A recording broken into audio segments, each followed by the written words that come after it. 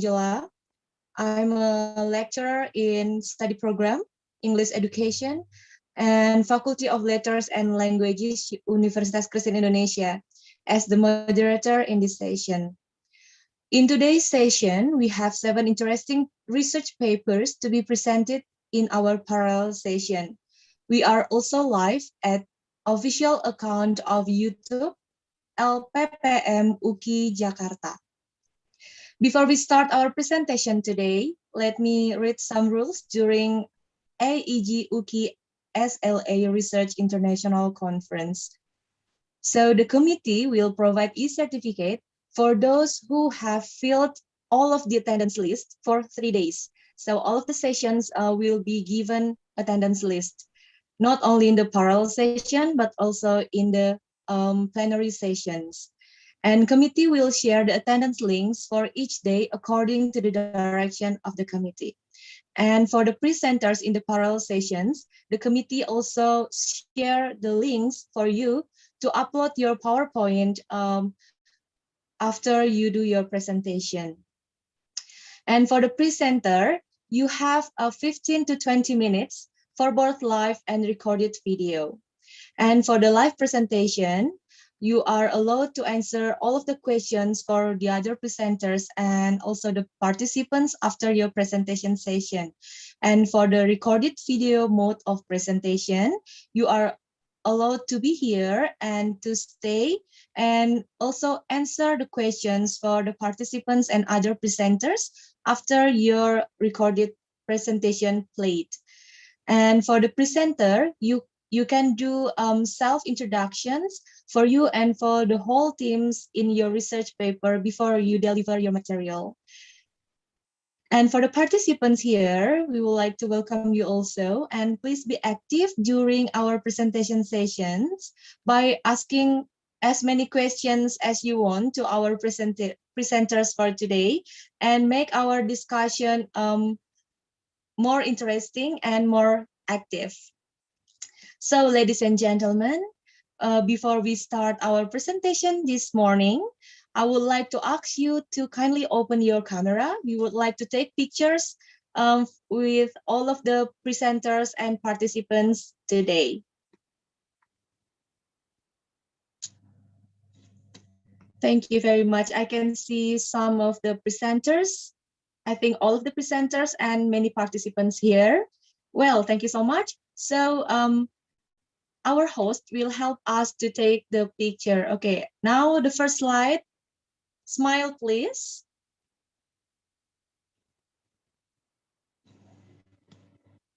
Thank you very much. The second slide. Smile, please.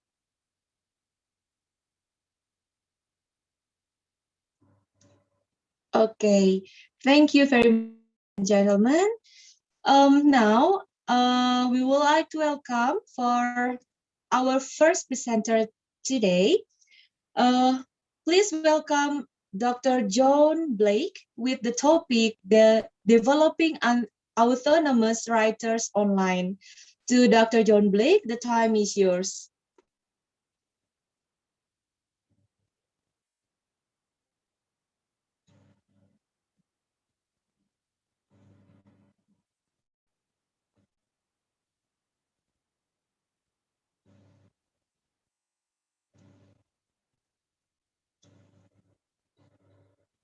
Wait for a moment.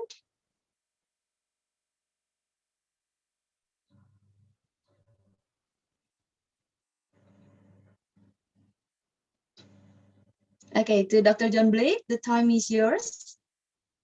You can start your presentation today. Okay, thank you very much. Let me work out how to change to the PowerPoint.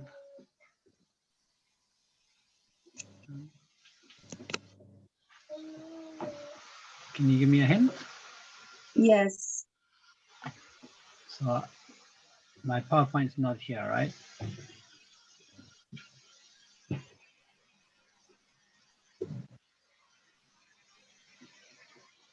I need to change from my camera to the PowerPoint. Okay.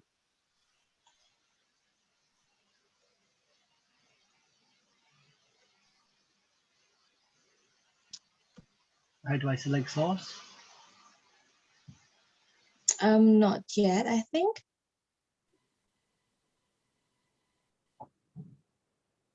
Got it.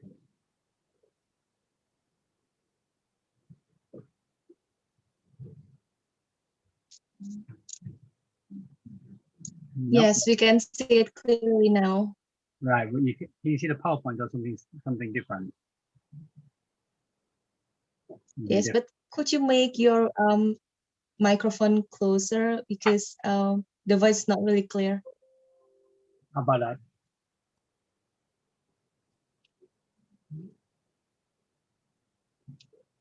Okay, so can you see the PowerPoint now? Developing Writers Autonomous? Yes, we can see it clear now. Okay, great. Okay, so this is the topic. So I'm going to talk about how we created a course and tool to develop autonomous writers online. So in the talk, I'm going to talk about four different things. First, a brief introduction to the problem analysis. Second, the autonomy focus of the course on creating learner-directed students. And then I'll provide an overview of the course itself. That was basically a website and e-tool connected to that. And then the evaluation, focusing on the usability and effectiveness, efficiency of the tool. So here's an overview of the situation problem. So this course had low enrollment, poor attendance, and a high dropout. It wasn't popular. Yet, to graduate from this university, all students who are Japanese, or the vast majority of Japanese, need to submit a graduation thesis in English. So the problems we found were they couldn't understand the course. They didn't think what was taught was relevant. When they were taught it was not the right time they needed to use it. And there's just an overall perception that it wasn't connected to them.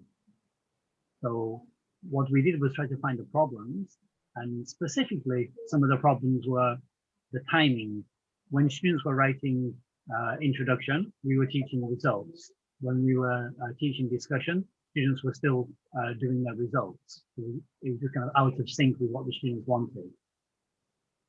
In the language difficulties, students wanted to get information in Japanese, but of course we were teaching it in English. So our proposed solution is to create, quietly.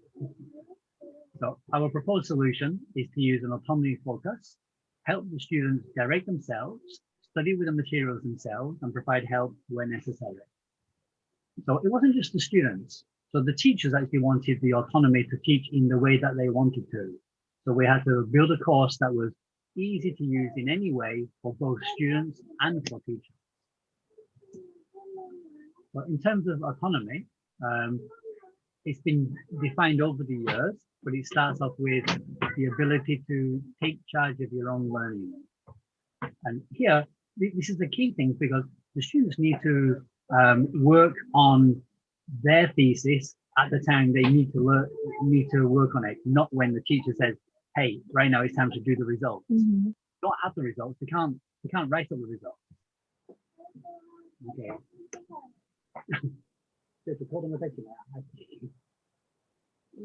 Okay, sorry about that. So next one is thinking about autonomy itself. There are many ways to think about autonomy. So I used Noonan's very, very straightforward 9-step learner training program and tried to inbuild each of these features into each part of the course.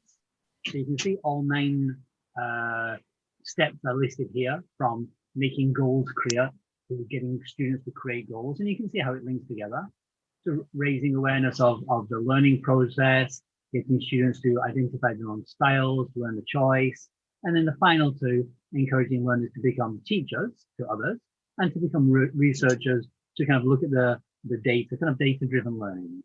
So that was the whole sort of underlying pedagogic motivation. In terms of course design, so when this is taught in class, the teacher moves from sort of lockstep teaching to sort of workshop style teaching.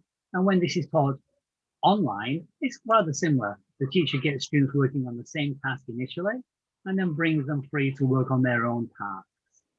So as the course progresses, There's much more workshop type learning and far less lockstep type learning. So our key principles here are scaffolding theory, which I'm not going to talk about, and Schmidt's idea of noticing is the precursor to learning. Okay, so this is the overview of the design. So it's a modular course, flexible, front-loaded. The whole aim is to be student-centered and teacher-friendly. So the course notes, essentially this is a website, okay? Assignments, as you can see, the word count increases. So the first assignment just gets into a very short paragraph, and throughout the course, that number increases. In terms of e-tools, there are 4 relevant e-tools to this course. The pronunciation scaffolder focuses on presentations, which is not the focus today. So I'm just going to talk about the visualizer, the feature detector, and the error detector. And these are tailor-made tools that we created in-house to help our students. Okay, so the first one is the course website. Each unit in the website begins with objectives. It's got icons for skills, so students can scroll down and see what they need to do. And all instructions are given in italics. Everything else is given in normal font.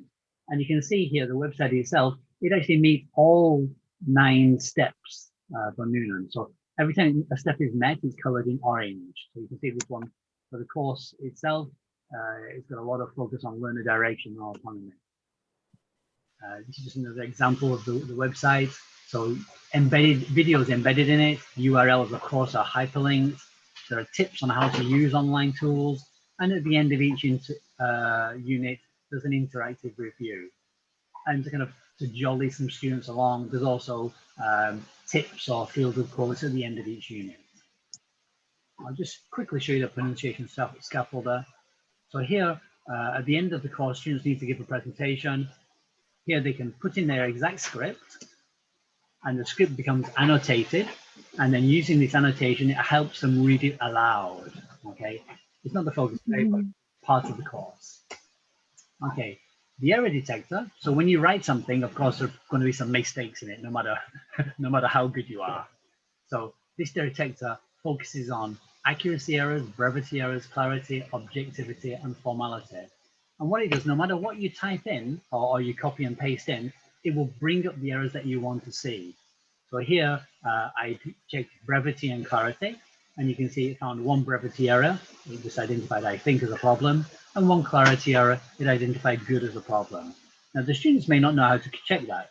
So all they do is they put the cursor over the error they want to look at, and as the cursor goes over good, it comes up words like good, bad, and nice are ambiguous, replaced with a more specific word or define this adjective. And then if they want to get more information on it, they can see a PowerPoint or a slideshow or a video of it. Okay, so this gives you an idea of the type of errors that are caught in the error detector. So the class at the very top is the accuracy error, and it comes down through brevity, clarity, right through to formality. Each one has a different icon. So students, just by looking at the icon, they get a good sense of whether their writing is maybe not objective enough or not clear enough, just by looking through those. Okay. The next one's a feature visualizer. Now this is to help students understand how graduation theses are written. And what it does, it visualizes other people's theses. So there's actually a bank of 12 graduation theses, which have been annotated, and they simply decide what features they want to look at and visualize those features within it. So each one's already pre-annotated. All they have to do is click a button at the top. Here you can see buttons, moves, Spoker, themes, abstraction, and they click a button and all those features are visualized. So it gives a great way for them to get sort of like multimodal explanations of language features in context. It's like rather than reading many theses and understanding what the genre is, it's a very interactive, exploratory way for them to discover what the features are. Okay. Oh, sorry. Oh. Next one brings to the feature detector. Now this is quite a powerful tool, so I'm only going to just show you a few functions in it. The first function is just to identify types of words. So in the text profiling feature of this, they can select a particular word list, and you've got things from the academic vocab list, the old academic word list, computer science words with definitions, TOEIC words. I mean, there's a whole series of text lists that they can select. And what this does is gives them an idea of the balance of words in their thesis compared to others. So we give them some general guidelines about it should be somewhere between 60 and 70%, if it's the academic word list, 60 and 70% general words, 5 to 15% academic words, and everything else should be off list. So from here, they can see the balance of their words. That was one popular feature. In the same tool, but on a different tab, we have the readability. Now, this is a really important one because it gives them a real easy sense of how close is their text in terms of formality and complexity towards other graduation theses. One real problem that we have is students write in a very, very simple way, and it just doesn't read academically at all. So here, if they just look on the text statistics on the right-hand side, we can see, just in this was my abstract for this presentation, I think. We've got 21 sentences, 405 words. But if you look at the percent of complex words, a quarter of the words are long, which basically means 3 syllables or more. So you can see that it's quite a formal text. That number is very different from when my students put in their first drafts.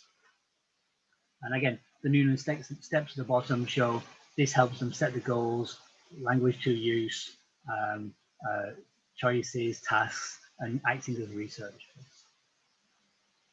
Okay, this is the last function. Now, this is not fully developed, hence the under construction icon, but this will be a very powerful one. So in terms of organization, when students are organizing a paragraph, does the sentence begin with given information or new information? And that occurs on each sentence. So this is a paragraph written, I think it's just taken from Wikipedia actually, about Thailand. And if you look at it, it says front end, there are 2 front heavy sentences and 1 sentence with end weight. Well, the default in English is to have heavier, more complicated things at the end of the sentence. But here we've got the heavier, more complicated things at the beginning, which actually for academic work in the sciences is quite common. You can also see how the themes are developed.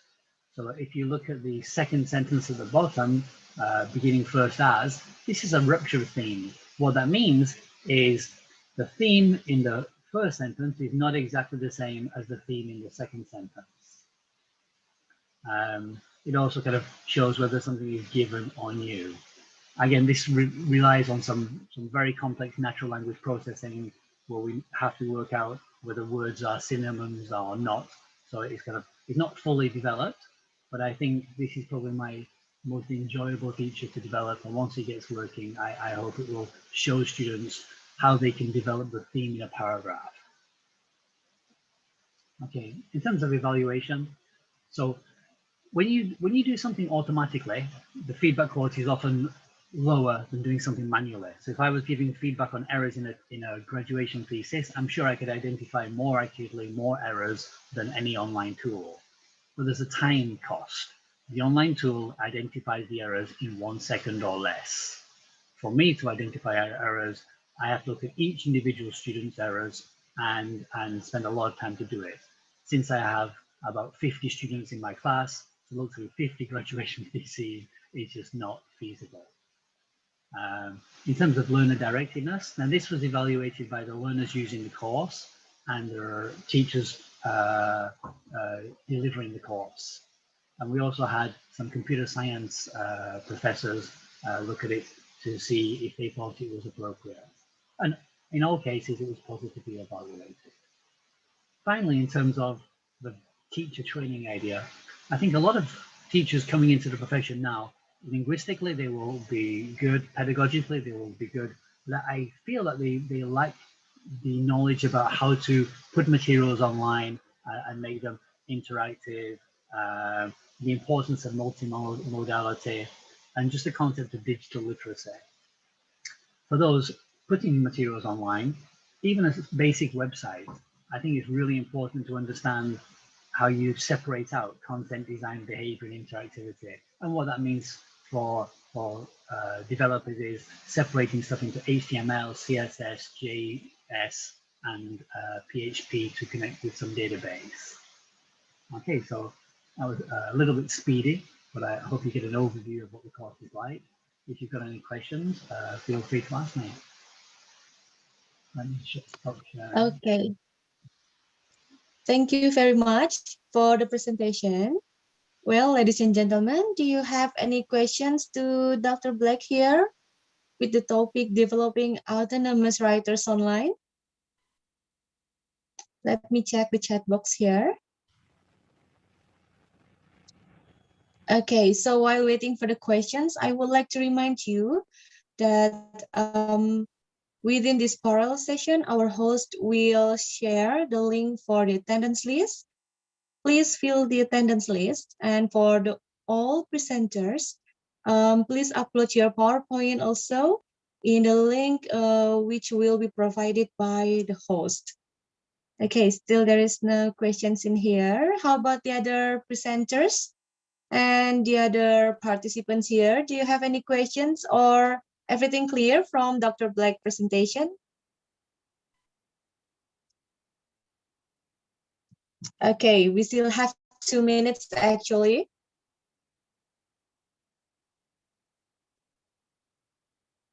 Okay, so Dr. Black, what do you usually do with your students? So how is the result for the students' achievement by having autonomous writers, being autonomous writers online? Do you have any significant result from your students?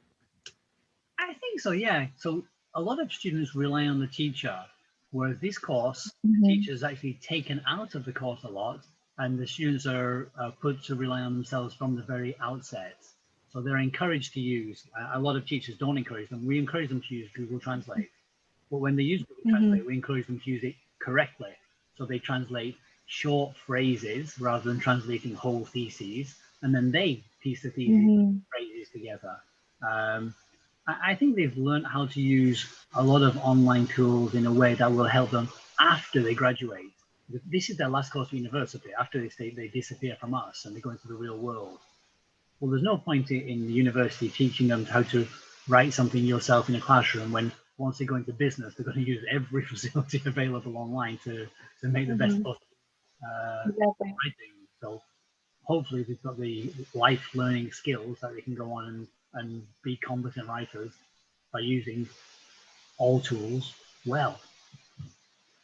Yes, even writing status or any other information in in Instagram and many other media social, right? Exactly. I mean, kind of like for paraphrasing, my students don't paraphrase themselves. They're computer scientists. They can use an online paraphraser. But what they have to do is to be able to evaluate how good the online paraphraser is. So I encourage them to use the tools because there's no point to be a Luddite and imagine technology doesn't exist. So just to use it in the best possible way. Okay, very good. Thank you so much. This is very interesting topic, and thank you so much for sharing it with us in Asia. Okay, so ladies and gentlemen, please give big applause to Dr. John Blake with very interesting topic this morning. Okay, so maybe this is one questions in the chat box or okay. So Dr. Blake, I hope you are still with us this session. There's a question for Otgatuya, yeah, Dr. Otgatuya. Thank you, John, for your informative presentation. Flashkincade readability, in which my study is focusing now. Okay, so this is a comment, yeah, from Dr. Otgatuya. Do you want to comment on this, Dr. Black?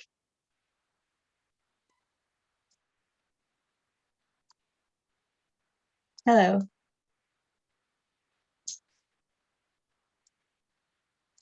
Okay, so I think Dr. Black is finished now. Well, ladies and gentlemen, thank you very much. Now we go to our next presenter. We have a very great also topic this morning. We have a topic titled Factors Affecting Lecturers' Independent Research at the Christian University of Indonesia. With the researchers here, we have Dr. Mesta Limbong, Ms. Faradiba, and also Mr. Nelius Harefa. So to Dr. Mesta Limbong, I think the time is yours now.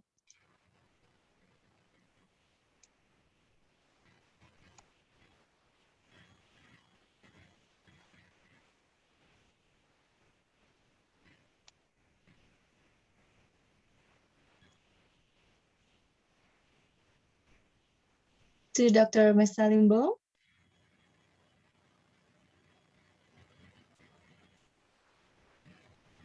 Are you ready with us today, this morning? Yeah. Okay, good. Thank you so much, ma'am. Sorry, late. Good morning, everybody. My topic talk about the portrait of lectures research publication in the Christian University of Indonesia. I have a friend to make the research. Paradiba, will you join this meeting in the morning? I'm here. Nelius? Okay, maybe I'm start the first, yeah. Thank you for everybody join this meeting for to hear my presentation. My presentation topic is a portrait of the lectures research in publication in the Christian uh, University of Indonesia, because I think that is a very important in my campus. Yeah, uh, it's a long time no make a publish for research, but it's the handicap for my institution. I talk about the background. Lecture is essential component in the college improvement. And the second, lectures in Indonesia, including in the Christian University, obligated to do three dharma, is educated, research, community service. Implementation of research in three dharma tends to be done prematurely. It is indicated that independent research product from lectures which are published of journal are not comparable to the lack of work of the its lecture. Organizational commitment appears in the form regulation that provide opportunities for lecture to conduct independent research. Have an impact for my institution. My rector to identify only a little lecture to hit lectures is a very big handicap for my institution. What factor influence the lecturer to do research in Christian University? The research is expected to be able to answer the problem by knowing the factor that influence the independent research of the lecturer in the Christian University. My literature, I think is some more of them. For the first, for my lembaga, my institution, the strategy, and then I take to the Sudiono, Guscanti, Singgi, and then cite the organizational support has positive impact on lecture academic performance. Research method for the research, the first population for the research is the lecture from the Christian University. I have 31 educate department, 2 faculty, and 1 postgraduate program. Sampling will carry in out May until November 2021. The research using ordinary least square or OLS analysis to know independent and dependent variable which influence each other. The influence of the lecture character variable bonds you see in the picture about the long working group of knowledge, make a textbook, academic class, functional possession, structure possession, the age, semester credit system, and the large education, and account for the Sinta in my country. The influence variable of research, uh, you see the research, publication, grant, facilitas infrastructure, and scientific work of training. Next, research method. I make a population the research for the lecture, and something will carry out May and July, May and November, and then research using ordinary least square OLS. You see for the graphic, 2018, the lectures make a big journal in internal. It's a local, no accune reputation. For the publication in 2018, yeah, have a lot of book, and then journal accreditation, and have published in media, and have a proceeding scopus. But in 2018, journal local, a local journal, and accreditation is have a change, yeah. All the people, all the lectures to change, and then in 2020, I have a build up of the lecture, for example, to make a textbook, have to build up the lecture. You see in the research published in 2018, 2020, and then my conclusion for the research lectures tend to publish journal at not reputation place, yeah, for more than 4 years. Since 2018 to 2022, is there a significant increasing in published research by lecture, which published at a reputable journal proceeding of site? It is predicted that will be continue to expression and increasing due punishment and reward for the lecturer and to conduct independent research. Has a positive impact of academic improvement and Christian university.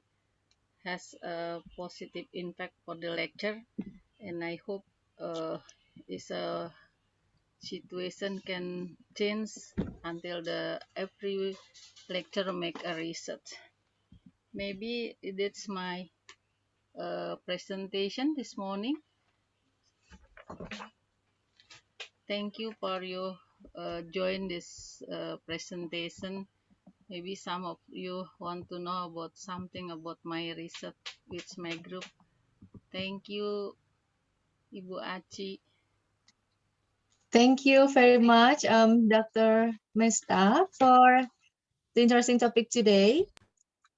Ladies and gentlemen, do you have any question to Dr. Mesta and team here? You may ask direct question by raising your hand, and then our host will unmute you so you can speak directly to the presenter, or you can also write down your questions in the chat box. Okay, so Dr. Mesta, there is a question here from Dr. Yogi Saputra. Thank you for the presentation. I'm wondering if you also managed to collect the data from early or beginning lecturers at the institution, such as their motivation and challenges for them to publish, since I'm personally a beginning lecturer. Very good question. So, Dr. Mesta, could you please answer the question?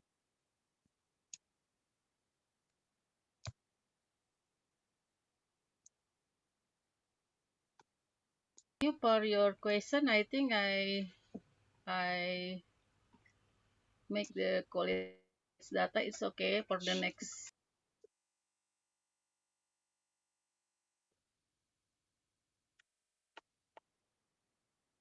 Hello, we cannot hear you, Dr. Mesta.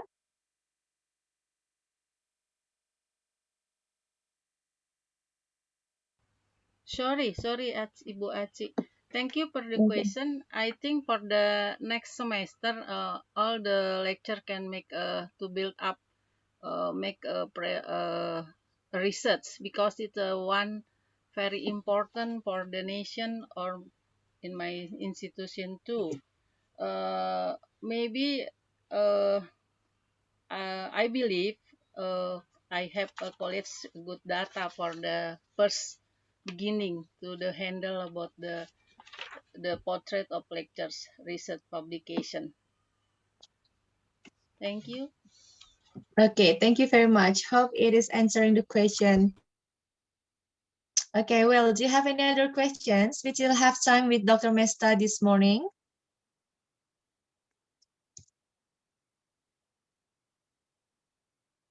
Okay, so while we are waiting for the questions from the other presenters and from the participants to Dr. Mesta and team, I would like to remind you, all of the participants and presenters, please don't forget to fill in the attendance list shared by the host. And also for the presenters, please kindly upload your PowerPoint in the link also provided by the host. Okay. So, Dr. Mesta, how is your, like the update of the lecturers independent research so far in the university? It is actually reaching the total number which is hoped or required by the university or not yet?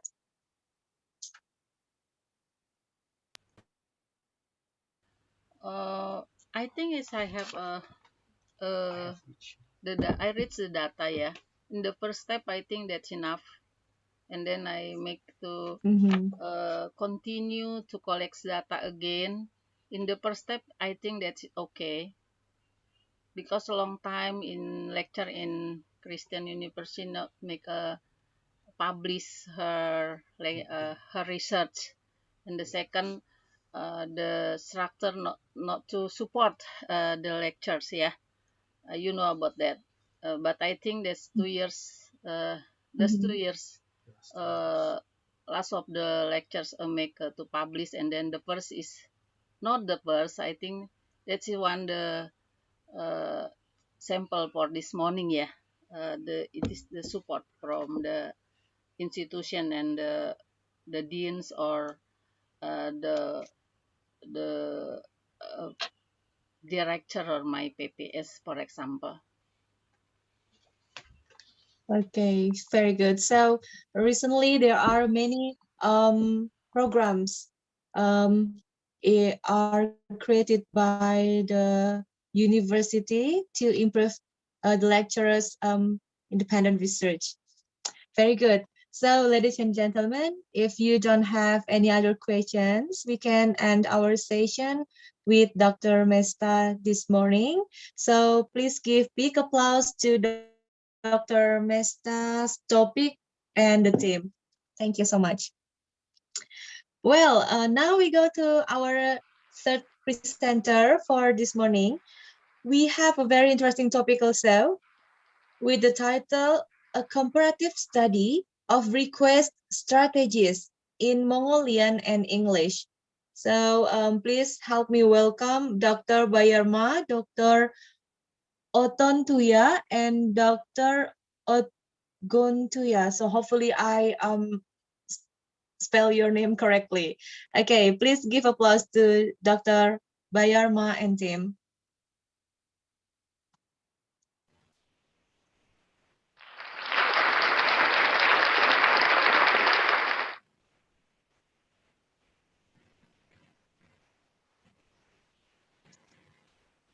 Dr. Bayarma, the time is yours.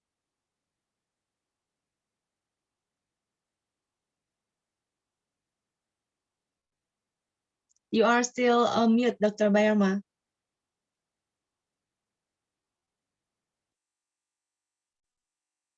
Maybe host, can you help Dr. Bayarma to be on mute? Okay.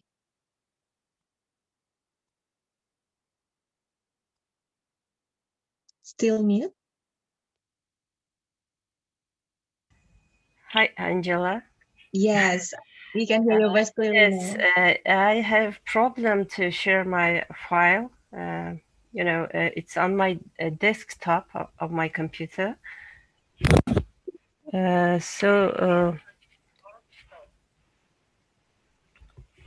can I upload it? It's okay. You can just first share your PowerPoint and upload. You can upload it later on after your presentation. That's okay. So my slide, I need my slide to be uploaded from here. So I see Dropbox, Microsoft OneDrive, Google Drive, Box, Microsoft SharePoint. So I need to share it from my computer desktop. Yes. Okay. Okay, so this is your PowerPoint, right? Yes, this is yes, the old version. Okay, so anyway, I will talk according to this. Well, so thank you, Angela, for your kind inviting. Okay, so you're welcome, Doctor. Hello, everyone. My name is Bayrma from National University of Mongolia. And there are our co-authors, Dr. Adantuya and Atrantuya. And please, I invite them to introduce themselves.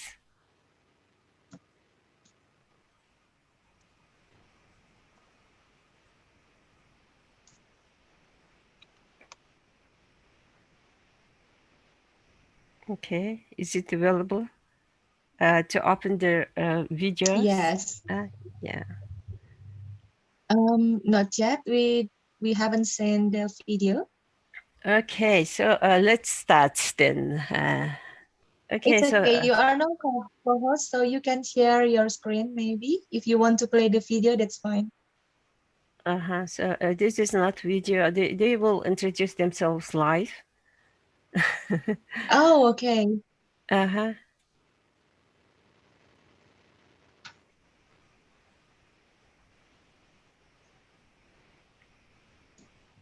So Dr. Odontuya and Otguntuya, so they can be the co-host also. So host, you can make Dr. Odontuya and Otguntuya as the co-host also.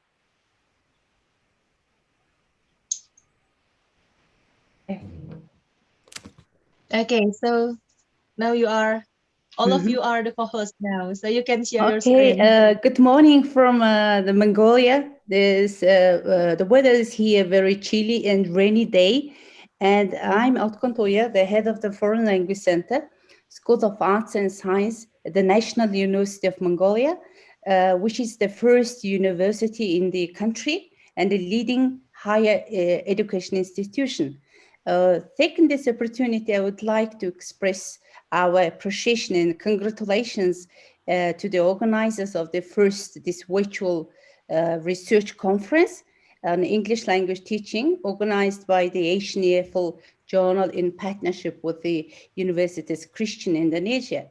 So this conference is taking place at a time when education around the world is leading disruptions brought on by the global COVID-19 pandemic. This has led to the temporary closures of many schools and universities, and to switch to remote learning platforms and other alternative teaching and learning methods. So English language teachers, researchers, and professionals from around the world here are gathering here for 2-3 days, share and learn their knowledge and experience on English language teaching and research, and that make the conference very informative and fruitful and productive. This is my view. And then finally, I wish you one a fruitful conference, and let me express my deepest appreciation to the speakers and everyone who had contributed significantly in this in organizing this virtual conference. Thank you. Thank you. Hello. Thank you very much. Can you hear me? Yes, very clear. Hello. Yes, Hello. we can hear. can hear you clearly. Yes. Hello, I'm here. Are you hear me? Yes. Yes. Yes. Oh, hello. I'm Professor Autonomy from National University of Mongolia. It's my pleasure to welcome all the participants of our session today. Thank you. Thank you very much, Doctor. Okay, so our topic is a comparative study of request strategies in Mongolian and English. Okay, so next slide. As an introduction, I will tell you one expat from Australia working in Mongolia said that she wondered why Mongolians ask so directly when they are making a request, and sometimes she feels uncomfortable, and even second language learners have a high level of proficiency. They still tend to encounter difficulties when they are using the second language. And as you see, they usually, face uncomfortable situations. So second language learners in competence and pragmatics are have to use the second language appropriately. Results from the lack of knowledge and interlanguage and intercross cultural differences. So the lack of this knowledge results in the failures in communication. So specifically in second language applications, they need to know appropriate strategies to produce speech acts, including gratitude, refusal, compliment, complaint, apology, and most importantly, requests. And let's look at what is a speech act of request according to researchers. According to Brown and Levinson, request is one of the face-threatening acts. That's why it's very difficult to express, to make requests. The requester wants the requestee to perform an action that is for the benefit of the requester, according to Strasbourg. And request usually requires tactfulness from the requester. So a great deal of studies in speech act of request comparing two different languages play a significant role to reveal request strategies in the languages the learners are learning.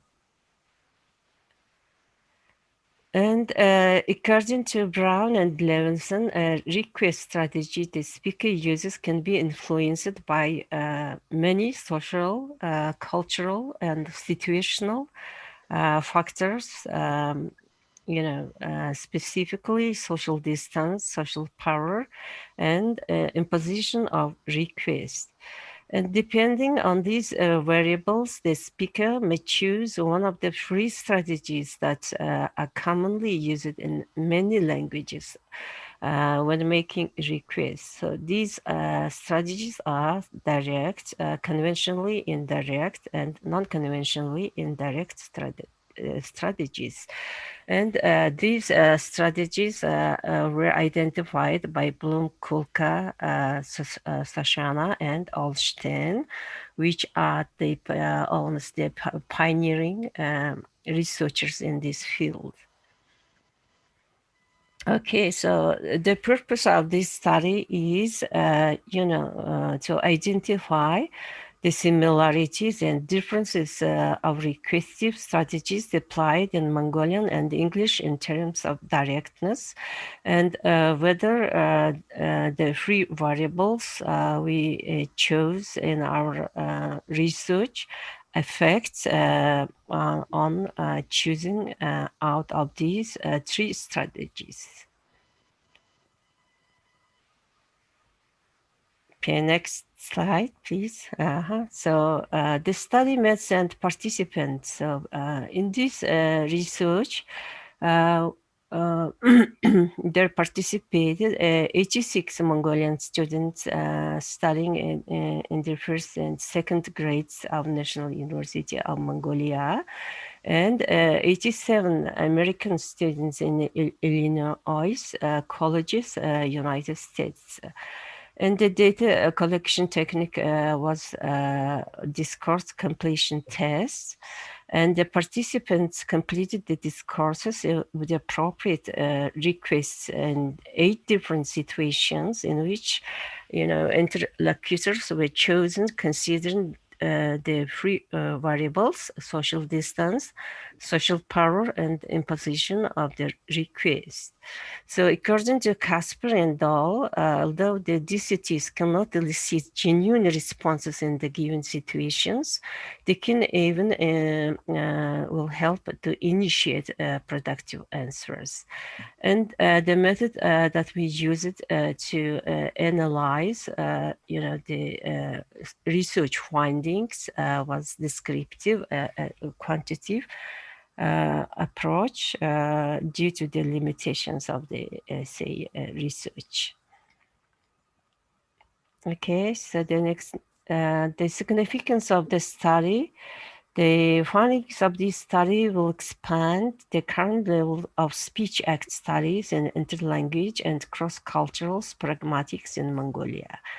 And since in language classrooms, teachers mainly focus on the mechanics and grammar, mostly, and the learners most often leave the courses without sufficient knowledge of how to use the language appropriately in a particular situation or context. The findings of this study can be of high importance in involving pragmatics concepts or inputs in the language curricula. Okay, the next one. Let's see the results and discussion. As findings of the study suggest, the participants of the two groups used in the first, fourth, fifth, and sixth, total of 4 situations, significantly differ in terms of directness. As for the remaining 4 situations, the request strategies both groups used illustrated noteworthy differences, and they chose the strategies depending on the 3 variables used in the study. Okay, so let's look at the situation number 1. In this situation, the speaker and listener are chosen to be of the same social status.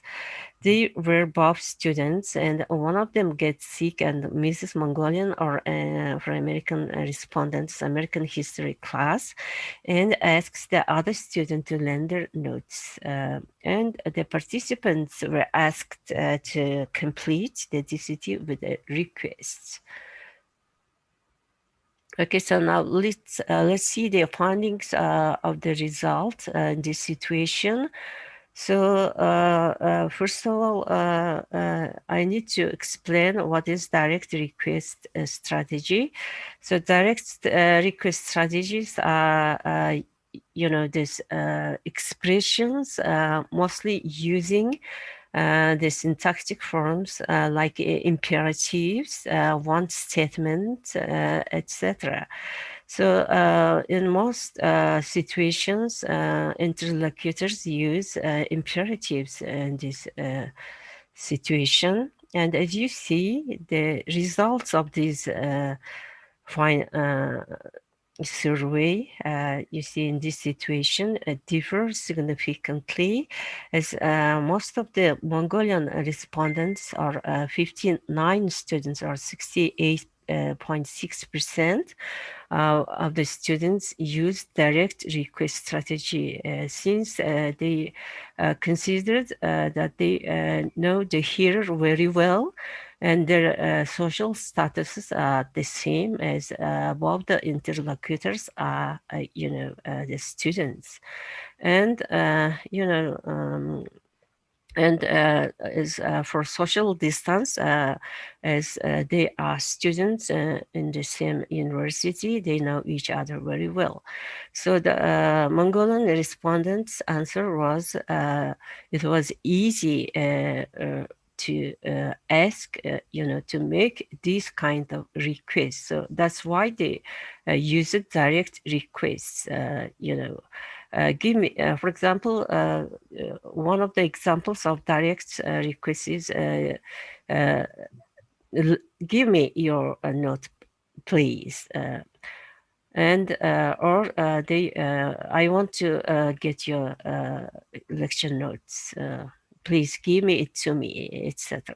Okay, so this was very different from American respondents. Even though they, said that the social statuses and are the same as they are students, and the social distance is not that high, among the interlocutors. The American respondent said that it was kind of, there were four options: easy, very easy, and difficult and very difficult. So the most of the American respondents chose it was difficult, kind of difficult, because it still makes them inconvenient to make a request. So they used conventionally indirect request in this situation. So what is conventionally indirect request strategy is in these situations, using this strategy, respondents use the expressions, mostly asking for the possibilities of the hearer, requestee. And in English, there exist a lot of expressions like this. For example, would you mind, lending me your, say, lecture notes? Or is it possible if I borrow your lecture notes, etc.? So in these situations, as you see, 77 respondents of American respondents used conventionally, say, indirect request strategies.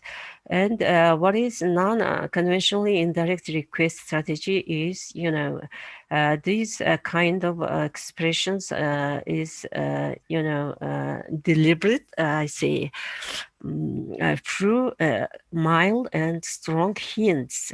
This is not, explicit. And the example is, I was sick and couldn't attend my last, say, history lecture. And the speaker is not expressing his request directly, even they don't use conventionally indirect requests. They just give hints. So these kind of strategies are used very rarely by the respondents, you see. Okay, so this, situation, in this situation, the both groups' responses were very different, as you see.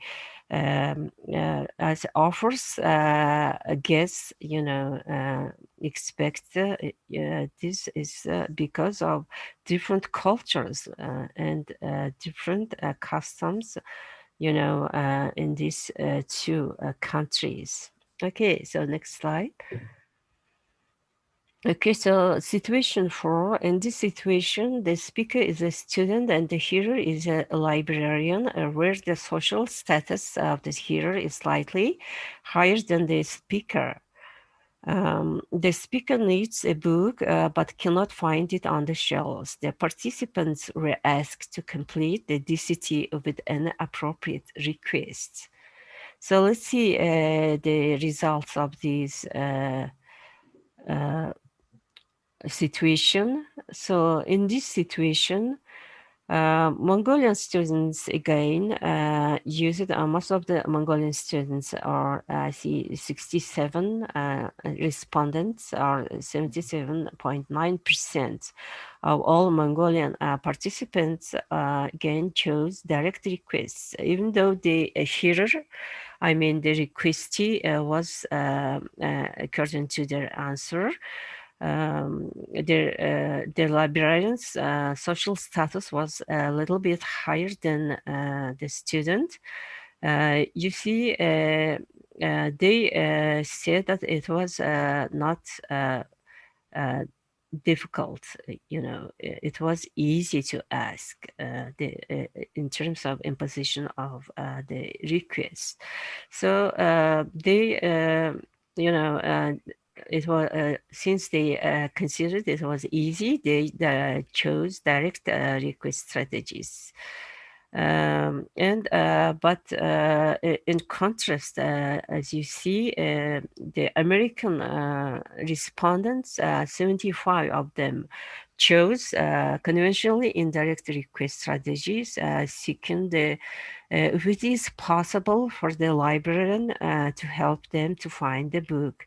So it was a very commonly used strategy in English language, according to the survey findings.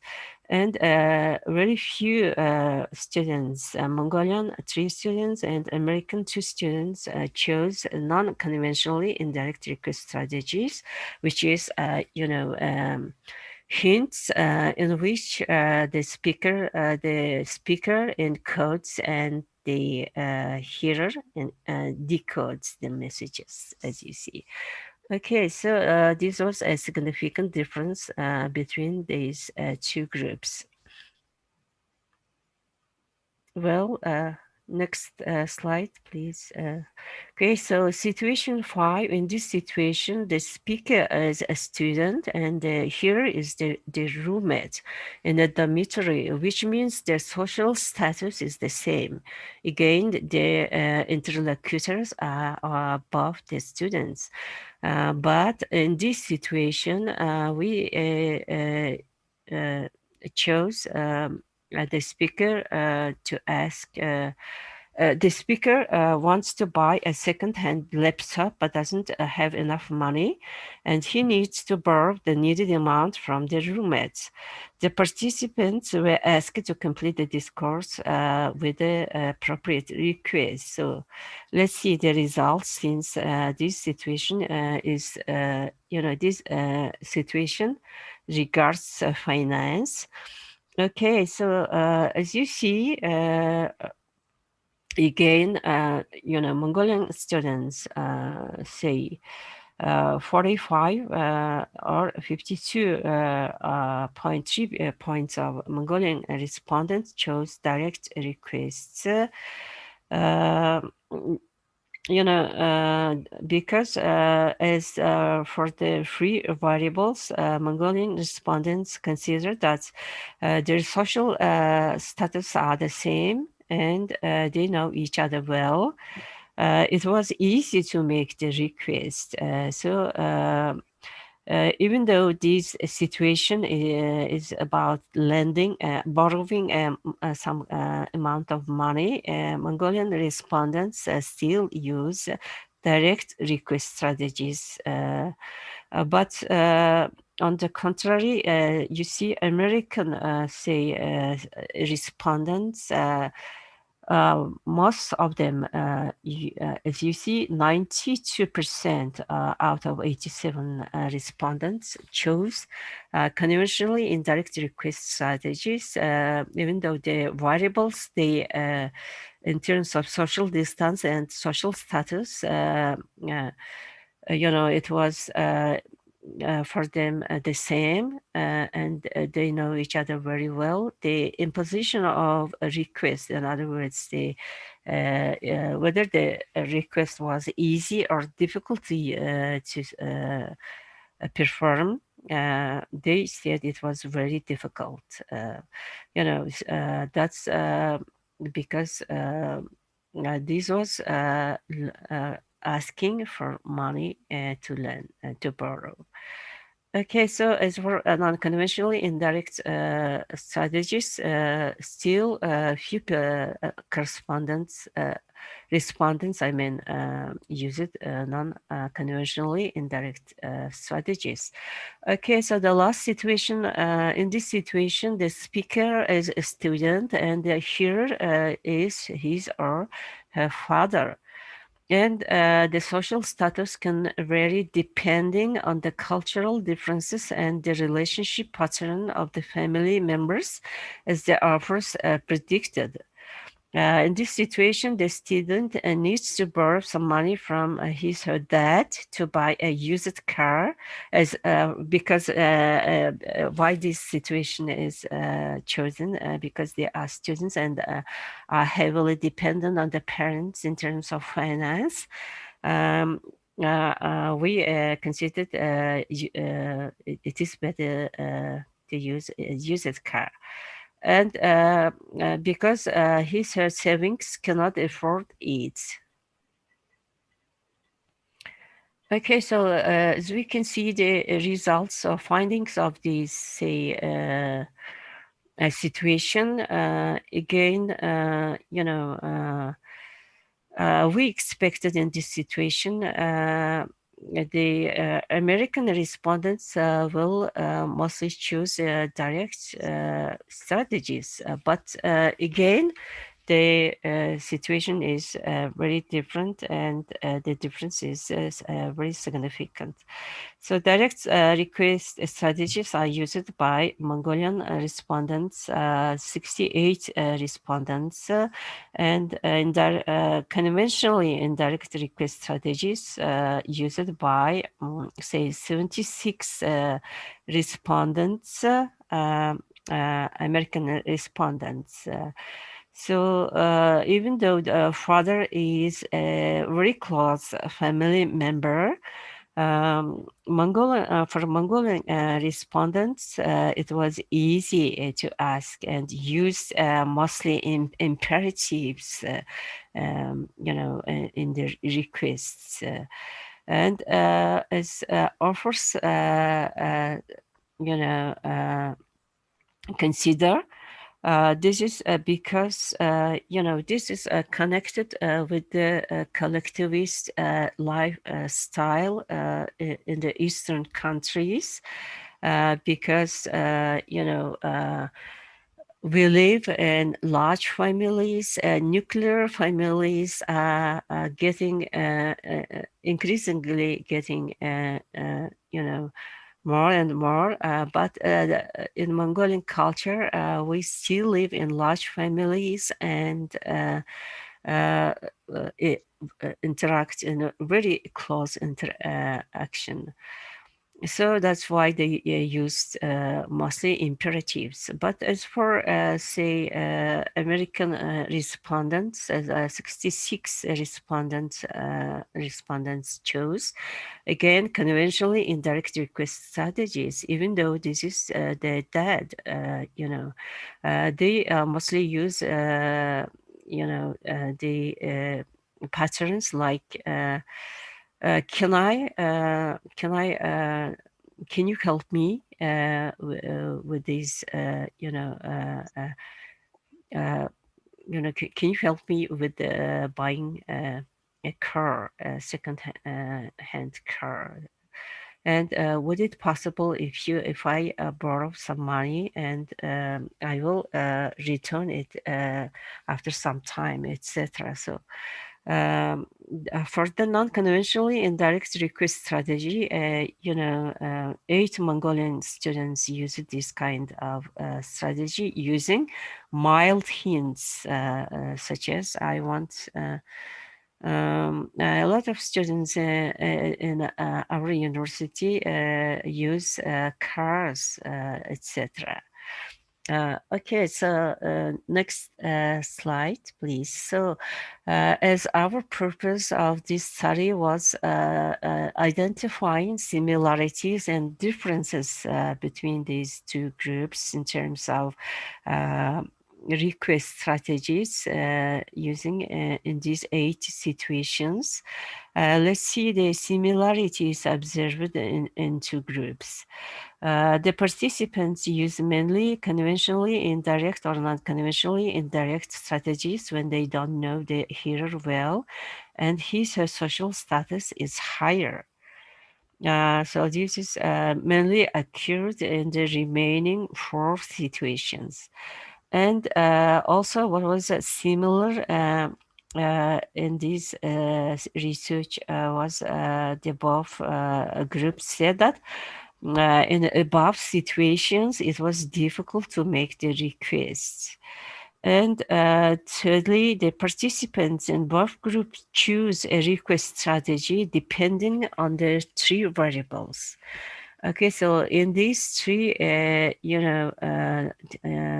these 3, things, their responses were similar. Okay, so the next one is differences observed in two groups.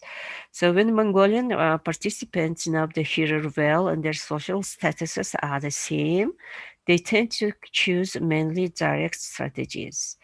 However, American students mostly chose conventionally indirect and non-conventionally indirect strategies in the same situations. Okay, so this was the findings, and as the conclusion, what we can say is the participants of the both groups demonstrated similar behaviors in that they did consider the 3 variables when choosing out of the direct and conventionally indirect and non-conventionally indirect strategies to make the request. As the author suggests, the findings of this study may be useful in revising English and Mongolian language curricula to prevent pragmatic failures in communication in both languages, and as well as enhance the pragmatic competence of the learners in these 2 languages as a second language. Okay, so thank you for your attention. Thank you very much to Dr. Bayarma for sharing with us about this interesting topic, comparative study of request strategies in Mongolian and English. Okay, so we still have time for question and answer session. Anyone here want to ask question, you can ask the question in the chat box, or you can also raise your hands to ask direct question to Dr. Bayarma. Okay, so here I have some chats here. Well, from Paul Silmaru to Dr. Bayarma, how is the here status measured? What does it mean when the student of the here is higher?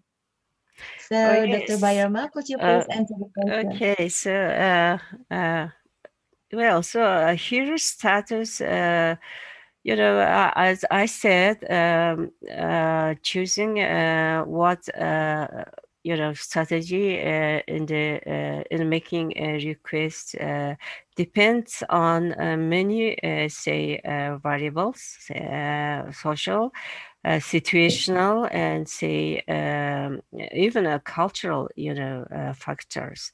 So the hero status is we only chose 3 say variables: social status, social distance, and imposition of requests. So,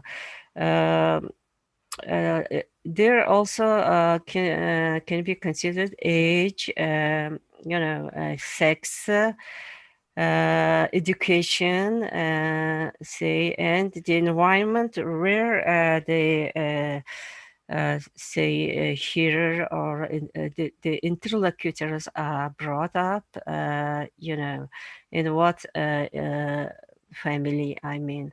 You know, all these factors influence in choosing what request strategies the speaker will choose. So the social status is, you know, when we take this as interlocutors, both interlocutors are students, so their status is the same. When the hearer is, for example, chosen as a teacher or a university lecturer, his or her status will be considered higher than the speaker's status. So depending on this situation, this status, the speakers choose, say, what strategy out of these three strategies will use in making their requests. Okay, so the hearer status is measured by the hearers, by the speakers, I mean. Okay. Okay, by the speaker, yeah. Okay. Thank you very much, Dr. Bayarma, for answering the questions from Dr. Paul Silmaro. Well, ladies and gentlemen, the time is up for Dr. Bayarma. So thank you very much for your great topic this morning and share with us. So ladies and gentlemen, let's give big applause to Dr. Bayarma and Dr. Odontuya and Dr. Kontia. Thank you so much. Speaker. Thank you. So here we have an interesting also topic. The title is, yes, the title is Use of Learning Media Discovery-Based Learning and Thinking Skills on Students' Writing Skills on Descriptive Text. So here we would like to welcome Dr. Muhammad Zahrul, Dr. Zainal, and Dr. Mzir. So for the presenter today, the time is yours.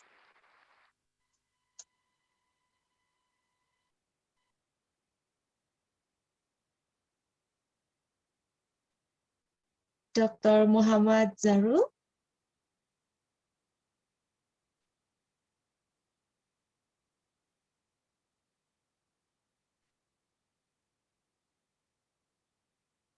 Okay, so I cannot see. Assalamualaikum warahmatullahi wabarakatuh. Okay.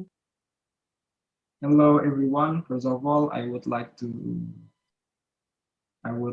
thanks to UKI Cawang for organizing this activity. I will present my research entitled The Impact of Learning Media Based on Discovery Learning Strategy and Creative Thinking Ability on Descriptive Text Writing Skills of Grade 7 students of SMP Islam Nurul. I will start on the background of the problem.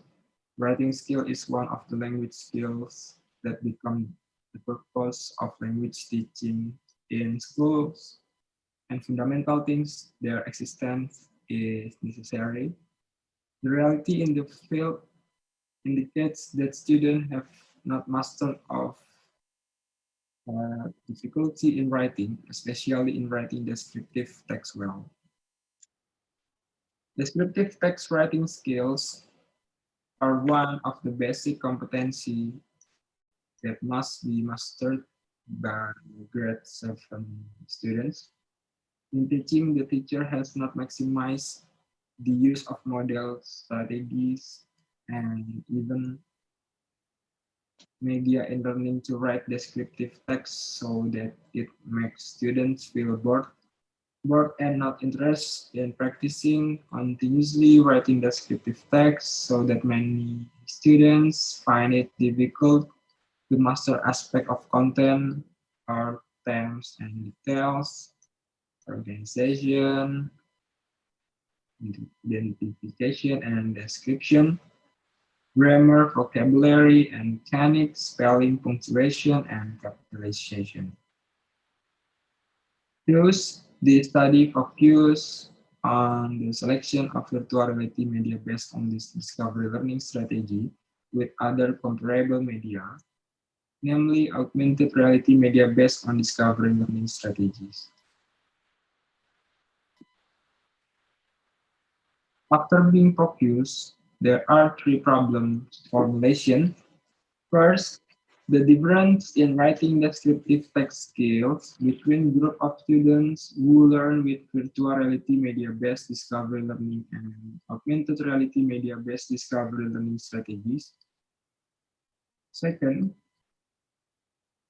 the difference in writing descriptive text skills in students with high creative thinking skills compared to students with low creative thinking skills. Third, the effect of interaction between the media-based learning model and the ability to think creatively on writing descriptive text skills. By the problem studied, the research method used in this research is quasi-experiment with post-test-only control group design. This is because researchers are unlikely to manipulate and hold all relevant variables. The design of this research used a factorial design of 2x2. In the study, there are two free variables. There are two kinds of treatment, namely one, learning media consisting of virtual reality media based on discovery learning strategy and augmented reality media based on discovery learning strategy. Two, creative thinking ability consists of high creative thinking ability and low creative thinking ability, while as a variable type is writing descriptive text at grade 7 SMP Islam Nur Hidayah.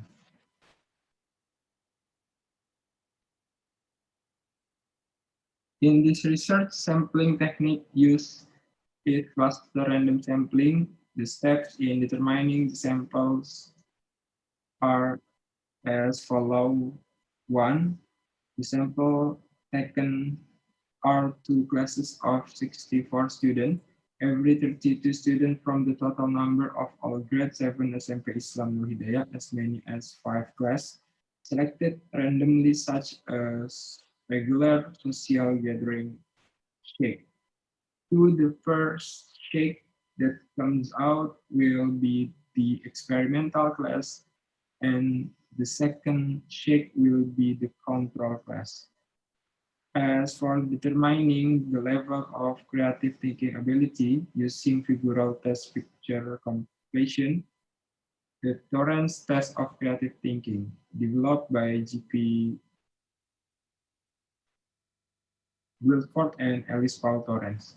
The grouping was divided into high and low creative thinking ability, from the highest to the lowest in each group.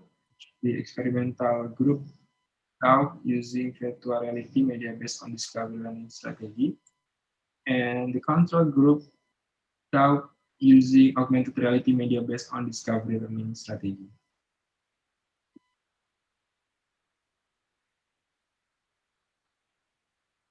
And result and analysis, normality test of descriptive text writing skills score was performed using Williforce test significant level alpha sama dengan 0.05. As illustrated in table 2, the result of the calculation of time that L0 for the entire sample group is smaller than LT. Thus, it can be concluded that the sample comes from a normally distributed population. This result implies that parametric statistical analysis can test the hypothesis proposed in this study to meet the first condition for testing. The homogeneity test used the Bartlett test with a significant level of alpha sama dengan 0.05. Summary of the homogeneity. Test result can be seen in the table attached to the page. The calculation result illustrated in the table show the x kuadrat h sama dengan 0.5x 6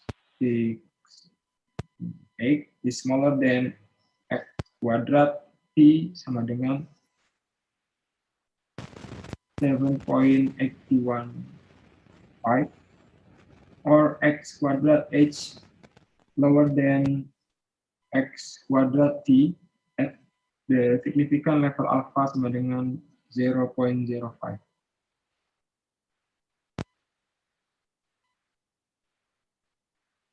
The study used the two-way analysis of variance, ANOVA, techniques in testing the research hypothesis based on the analysis of variance ANOVA to land significant level alpha sama dengan 0.05, obtain FO sama dengan 9.1494 and FT sama dengan 4.11. Thus, F0 or FO bigger than FT, so that HO rejected, so it can be concluded that in general, there is a real difference between virtual reality-based media strategy, discovery learning, and distribution of the writing skills of descriptive text. The value of using media virtual reality based on this strategy discovery learning X sama dengan 76.2, SD sama dengan 6.907 was higher than the value of media augmented reality X sama dengan 72.67, SD sama dengan 5.584. This means that the research hypothesis states that as a whole, the skill of writing descriptive text using media virtual reality based on strategy has a discovery learning higher value than the media augmented reality based on strategy discovery learning.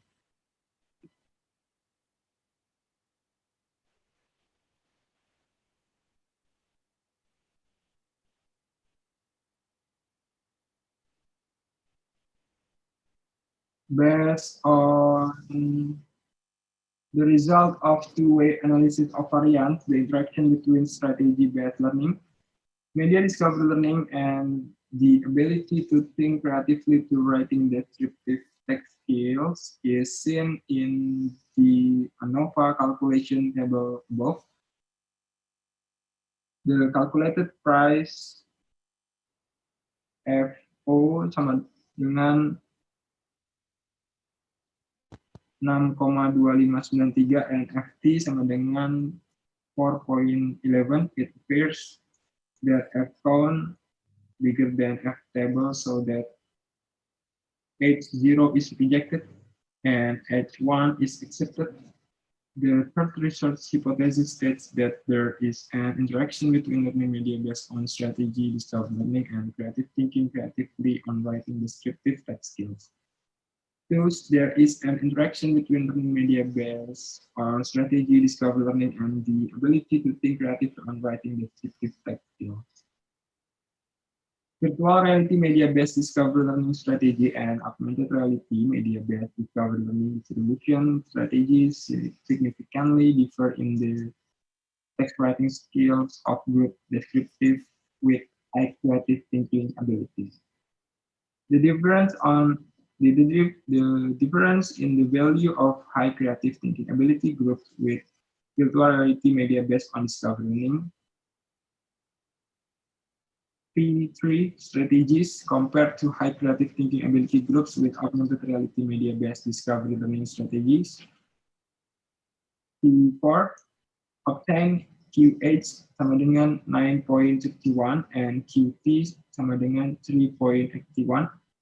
Thus, QH is greater than QT, so that H0 rejected. Based on the calculation result, the average value of students who have high creative thinking ability use virtual reality media based on discovery learning strategies. X sama dengan 76.22, SD sama dengan 6.907 is higher than augmented reality media based discovery learning strategies. X sama dengan 72.67, SD 5.5 XD4. Virtual reality media based on discovery learning strategy and augmented reality media based discovery learning strategy make difference in descriptive text writing skills for a group with low creative thinking ability. Still, the difference in result is not significant. The value of low creative thinking ability group with virtual reality media based on discovery learning strategy P5 is lower than low creative thinking ability group with augmented reality media based discovery learning strategy P6.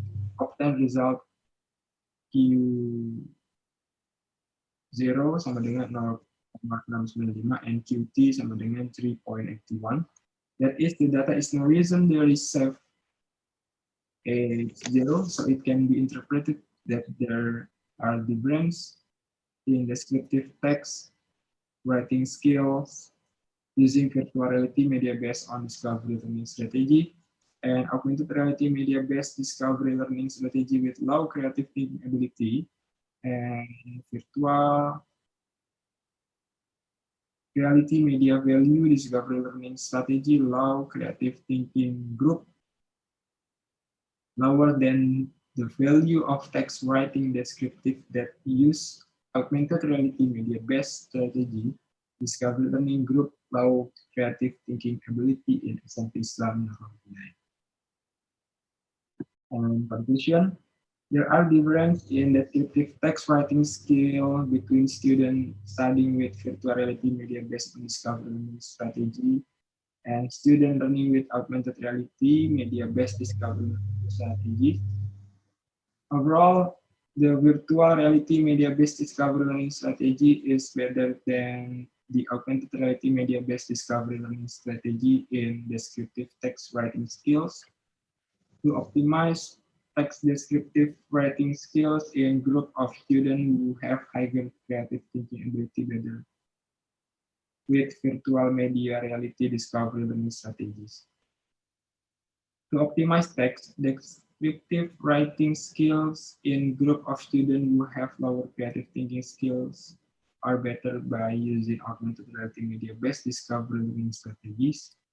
There is an influence of interaction between learning media, virtual reality media based on discovery learning strategy, and augmented reality media based on discovery learning strategy. And creative thinking ability, I and low on descriptive text writing skill. And this reference. That is all that I can say. Thank you very much. Assalamualaikum warahmatullahi wabarakatuh. Waalaikumsalam. Thank you very much to Mr. Muhammad, Mr. Zainal, and Mr. Mzir for the topic shared with us this morning. Okay, so ladies and gentlemen, do you have any questions? If you have questions, you can write down your question in the chat box, or you can also ask the host to unmute you to ask direct question. And please, for all participants and presenters, don't forget to fill in your attendance list.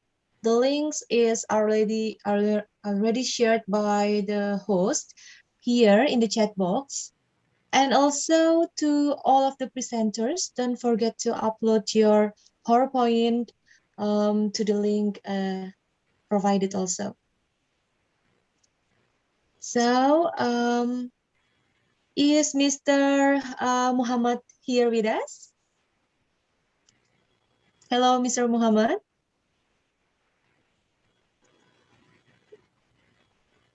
Well, I don't see the names. How about Mr. Zainal?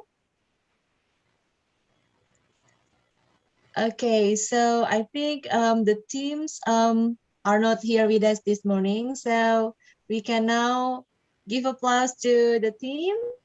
Thank you so much for the presentation. Now we go to our next presenter this morning.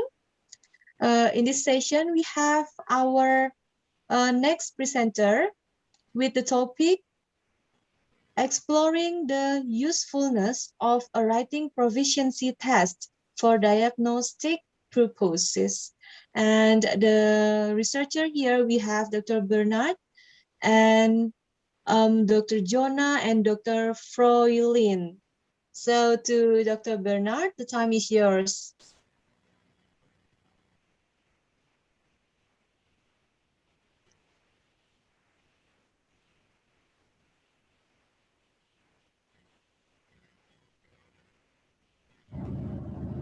Good day to everyone. This is Bernard and Baruga from the Dr. Emilio B. Espinosa Senior Memorial State College of Agriculture and Technology.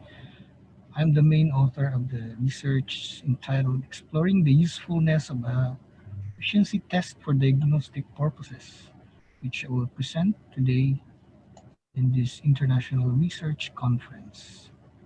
My co-authors are Jonah Embroyo and Froilen A. Angcahas, both are my colleagues in the Dr. Emilio B. Espinosa Senior Memorial State College of Agriculture and Technology, or for short, we call it the DESEMSCAT. In the age of globalization and internationalization, there is much pressure for learners of English to be competitive. Competence in the four communication macro skills for Filipino learners of English has become a must. Given that English is mostly a second language for most Filipinos, and that writing is in itself a challenge, achieving writing competence can be doubly hard for the typical native Philippine student. Second language proficiency and writing expertise are different, although not unrelated, but second language writing can be hampered because of the writer's need to focus on language rather than content. Anecdotally, teachers of writing, especially in English, encounter much difficulty in making students produce proficient writing and even in engaging them to write at all. So many Filipino teachers can attest to this. They tend to not force uh, or not enforce the teaching of writing in their students.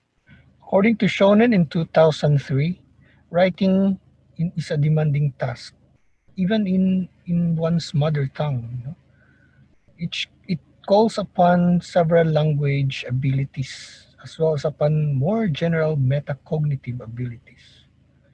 These constituent abilities are in constant interplay. So for Filipinos, writing in another language such as English, which is usually not their mother tongue, can be doubly hard.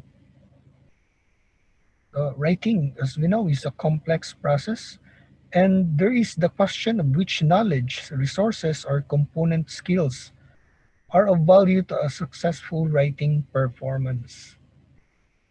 That is, to effective writing and control processes and make up the cognitively complex construct of writing ability. So there are many abilities that make up the component of the writing ability.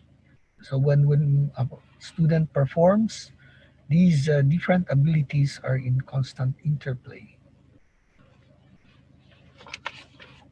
Well, even though English is referred to as a second language in the Philippines, for other learners, it may seem like a foreign language, given its scarce usage outside of the classroom.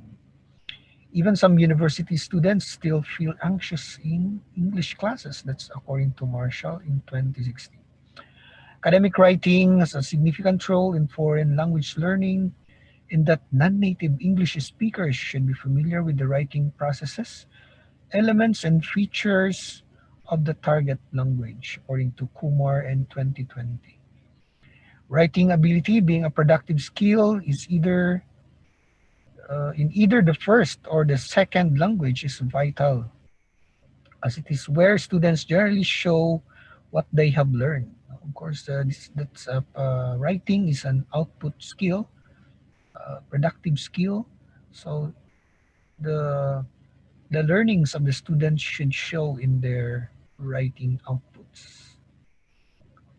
The motivation for being proficient in the English language seems to be related to the career and future needs of students studying the language.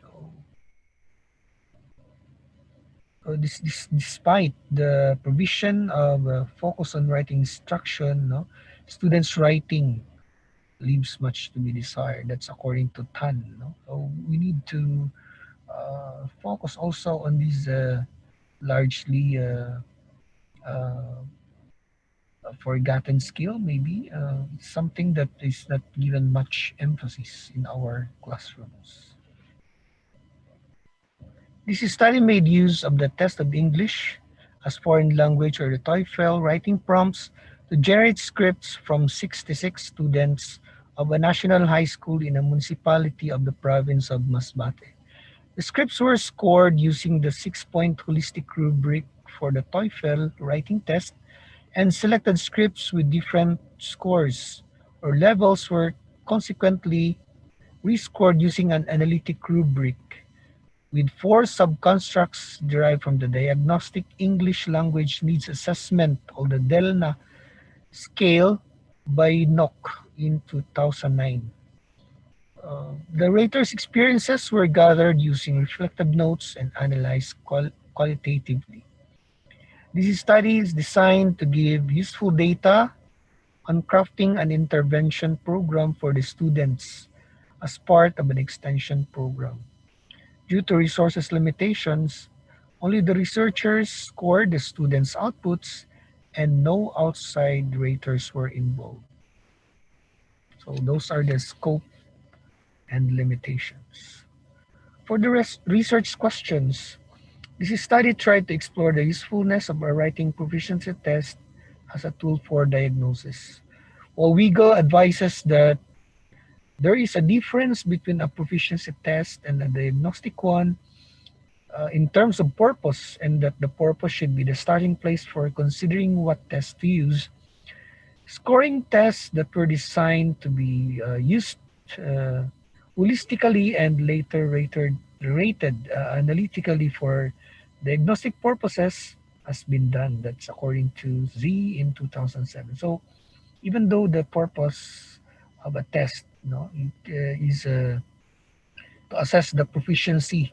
In this case, the TOEFL is designed to test the academic writing abilities of students who enter college, but doesn't mean that it can't be used for other purposes. So in our study, we tried to use the results of this TOEFL for diagnosing the the strengths and weaknesses of the students who took the test.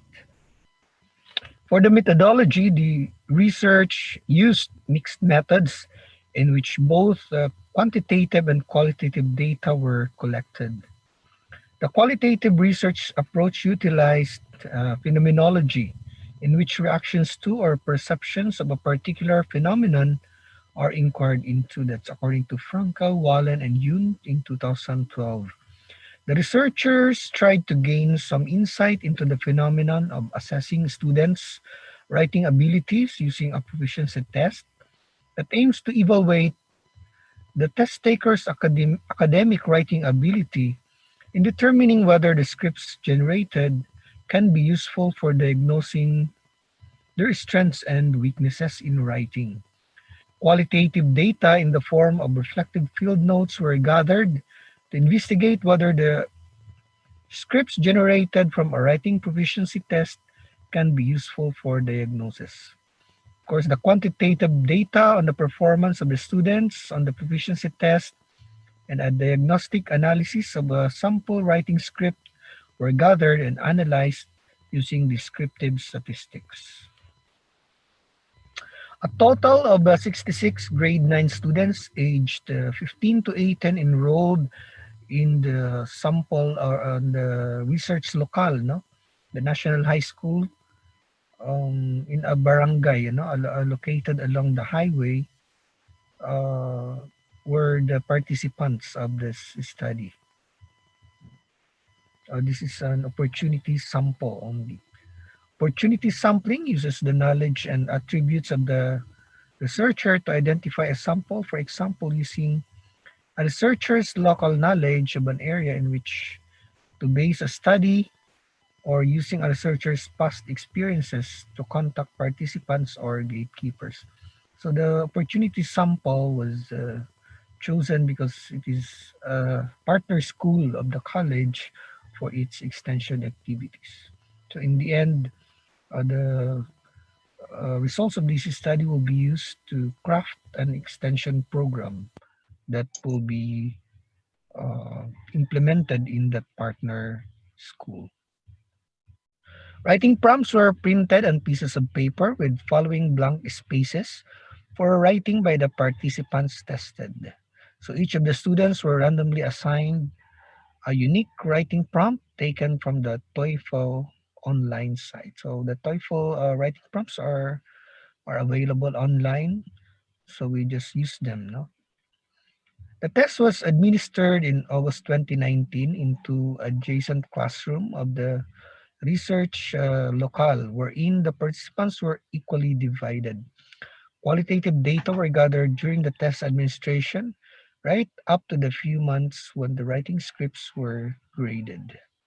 Descriptive statistics were used to analyze the quantitative data on the writing scripts. Reflective field notes gathered were analyzed thematically. We now come to the results and discussion. First, we'll give the quantitative analysis of the writing scripts. This part presents the results of the findings of the study. The data gathered shows that the students scored very low as a whole with a mean of 1.17. So only one test taker scored a 4 and 24 or a 36.36% scored 0. Overall, the student script suffered from incoherence, lack of development, and contained severe and persistent writing errors. So the best performing students scored either a 3 or a 4. These low scores are to be expected since the TOEFL is designed for entrance to college and that serves as a high stakes test. That's according to Weigel in 2002. So of course, we only have only had grade 9 students, so we expected that they will score low, no? Or the scores are expected to be low, no? But since we as we have pointed out before, that the teaching of academic writing is important, then of course uh, teaching them how to write academic papers is of course important. In the present study, the setting was low stakes, no low stakes since we're just there, we visited, and the test has no significance to them. No, there is no.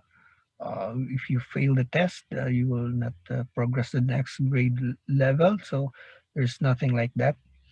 So given that the test was used to diagnose the students' strengths and weaknesses in writing, and there were no consequences, no, for low and high scores. The students were in grade 9, so the low scores could be a reflection of their present grade level. So you can see all those results in the table, in table 1. No?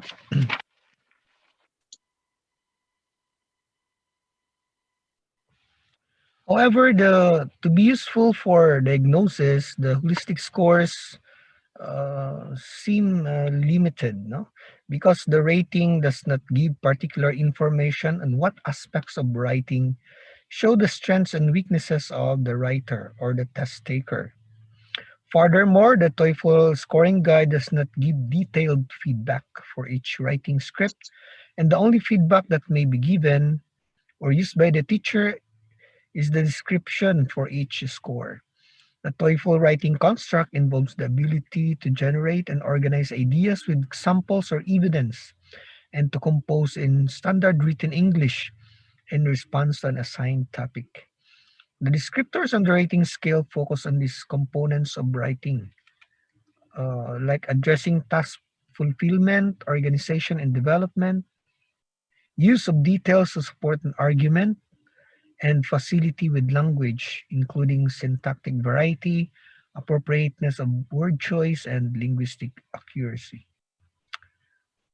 To be useful for diagnosis, the descriptors for the score must be consulted, although such may not be necessarily accurate since various descriptors for the score are lumped together in single scores. No? In addition, because the holistic scores focus on the performance, such as addressing task fulfillment, etc. No? Um, use of details. So the possible causes of inadequate writing may not be revealed, and thus appropriate instruction may not be crafted. It is this in this vein, that the use of a diagnostic scale may be done. Up next, we have table 2, in which a sample script by a student is being analyzed in more detail. So you can see there are slashes. No, so one slash means that those words contained in the slash uh, is composed of compose a clause, no, or clause, no. And then two slashes means that the words are in form a thought unit, or what you call the T unit for short. And then there's also color coding, in which I colored the subjects as green and the verbs are red, no, to spot the clauses more easily, you know. So bold-faced words are linguistic errors, while italicized ones are mechanical errors. So this is a way for the rater, for us, to analyze the writing script, for diagnostic purposes, no. So in table 3, we'll see there that there is a more detailed analysis of the sample writing script, no. So I did the table 2 in order for me to generate table 3, no. So for the sample writing script, we only used 4 subconstructs of writing, namely accuracy, fluency, complexity, and mechanics. No? So there are, of course, other subconstructs or components of writing, but we only focus on those 4 due to time constraints, no, limitations on resources, no, okay, especially time, no. So on table 3, you can see that the sample writing script had 8 thought units, no, and then only 3 error-free T units, and then 3.8, 3 out of 8 error-free T unit ratio, no. And then also we have the number of clauses, 13, error-free clauses at 5, error-free clause ratio at 38.46%, and error-free T unit at 1.25, or 125%. So so for accuracy, there are different ways in which you can measure, the construct, of accuracy. So we used seven, seven measures, for um, measuring accuracy. So these results uh, can give an idea to the teacher, as to what interventions to use in order to improve the writing ability of the student, when it comes to improving accuracy. So for fluency, there were two measures: the number of words and the number of self corrections. Um, so the sample script had 101 words and seven self corrections. Then for complexity, which was measured using clauses per T unit.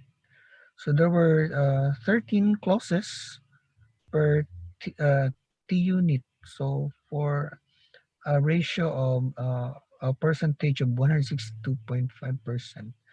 So the student had a complex composition, but of course, complexity is just one aspect of the writing skill, one component. So even though he scored high in complexity, but he was not able to be accurate and also not that fluent. No? Now there are other measures like dependent clauses per T unit, 4 out of 8 or 50%. Dependent clauses per clause, so 4 out of 13 or 30.77%. The average word length was 4.2. Lexical sophistication, or what we call the also sophisticated lexical words over the number of total lexical words is 4 over 45, so 8.83. So as to the complexity, there are different measures. So in the first measure, you may see that it was high, but in other measures, you can see that the student wasn't able to uh, write a complex composition. So it helps, that if you are able to use different measures for a particular construct. So if you just base on one, like for example, if you just use the closest per T unit, you may say that the student had a complex composition, but using other measures, you can see, that the student has far less complex composition. And then we also have mechanics. So mechanics, so there were four measures that were looked into. The number of punctuation errors, in which the student committed 3. The number of spelling errors, 1. Number of capitalization errors, 2. And paragraphing, there was only one, one paragraph. So these different measures can help you in crafting, as we have said, an intervention, that can address these different aspects. Now, as to the usefulness of the proficiency test for diagnostic purposes. So for this research question, we reflected on the usefulness of the proficiency test that we have just used for diagnostic purposes. Our reflections are shown on table 4. So 4 themes emerge in analyzing our answers. So how to make the results useful for diagnosis. Obviously, that's what uh, is now the title of this paper. And then general comments on the test reliability, difficulty, burden of writing assessment for teachers, and thoughts on the importance of writing itself. So there were four themes that emerge out of the reflections of the researchers. 2 themes that emerge are noteworthy, specific ideas for making the test results useful and the difficulty of the process of detailed writing assessment. So those are the two for us, no, that stood out, no. How to make or ideas for making the test results useful, and well, that difficulty, we came back to the difficulty of a detailed writing assessment. So it took us a few weeks not to just analyze a couple of the sample scripts, no. So how much more if we analyze each and every writing script, no. So that those are very painstaking activities for teachers. These reflections show, when considered in tandem, that indeed immediating students' writing ability using a proficiency test may be doable, no? But at the cost of extra effort and time on the teachers. So those things were our conclusion, that well, we can make use of a proficiency test for diagnostic purposes, but we have to spend an extra effort in diagnosing, the strengths and weaknesses of the students. Since Filipino teachers are generally and routinely assigned non-teaching tasks such as coordinatorships, community work, clerical and procurement tasks, there may not be enough time for the taxing writing diagnosis. So that's a sad reality for teachers of writing in the Philippines. Investigating the usefulness of a writing proficiency test for diagnostic purposes may bear fruit. This investigation has determined that the writing scripts created by students using prompts from a writing proficiency test may be used to diagnose the strengths and weaknesses of the student's writing ability. Of course, this can only be done when the skill used is an analytic one, as opposed to a holistic scale used in grading a writing proficiency test. So the difference, the key, for making writing proficiency test useful for diagnosis is to use a diagnostic scale. It's that simple for based on our findings, in this limited study. So diagnostic tests may fall under the umbrella of formative assessments, while proficiency tests are considered summative assessments. No? The results of the study by Chen and Zhang in 2017 suggest that formative assessment may be more effective than summative assessment for the improvement of learners' academic English writing ability. So that's so if you relate, the results of our study to this study by Chen and Zhang, you can see that well, the the debate about formative and summative assessments come into play. So according to them, um, well, a formative assessment may be more effective, if you want to improve the writing ability of students. Now, for the recommendations, for practical recommendations, the results of the test may be used in designing programs for intervention as an extension activity that is based on research. That's for our consumption as a state college. Of course, it may be better also if when diagnosing students' strengths and weaknesses, that uh, you can in conjunction or in combination with the the results of a writing proficiency test, that you also use the more suitable test, which is the a diagnostic test. Of course, we're not recommending that you use only a writing proficiency test for diagnosing the strengths and weaknesses of your writing students. No, of course, that's far from what we are trying to say. We're only trying to explore whether um, writing proficiency test can be useful, no, for diagnostic purposes, but we're not saying that um, a writing proficiency test is better, than a diagnostic test for diagnostic purposes. No, of course, we're not saying that.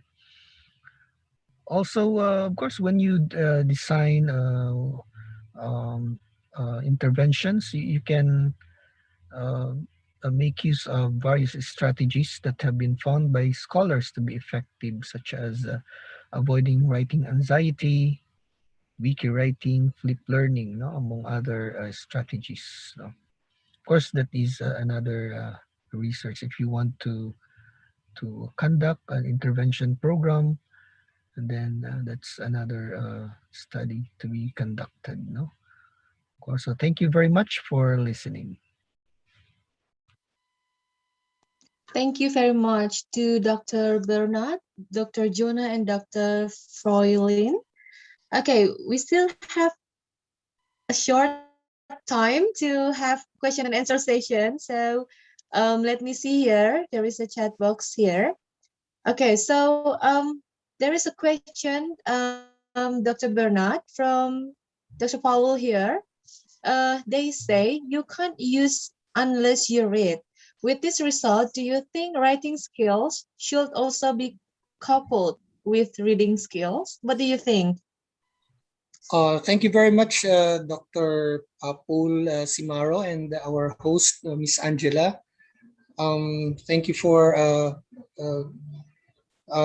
enduring through my presentation. So as to the what I think about writing skills being coupled with reading skills, of course, that is, I agree with that. That there should be integration of reading skills with writing skills. In the Philippine education curriculum, and the strategies that we use, we try to integrate all the skills, from listening to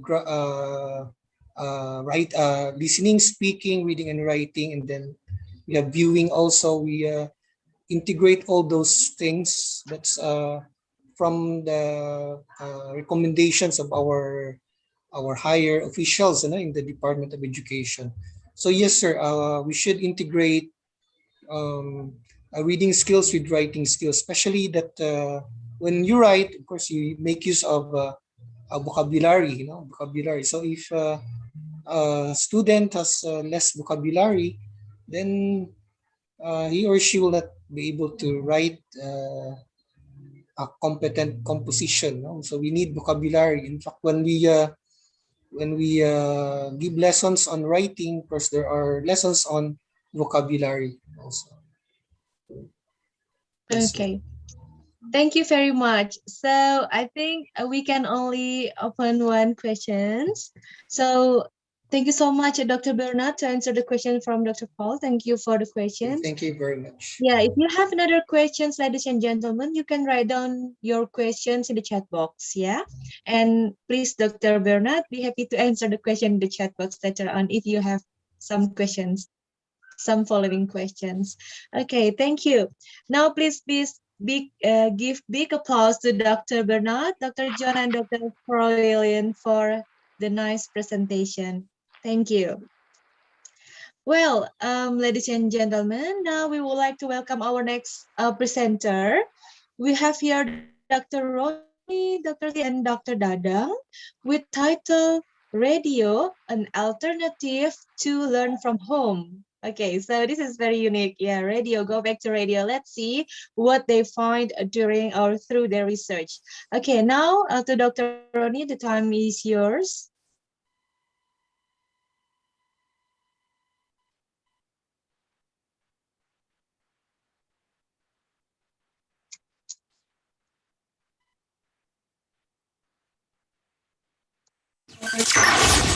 Dia Untirta, Smart Energy.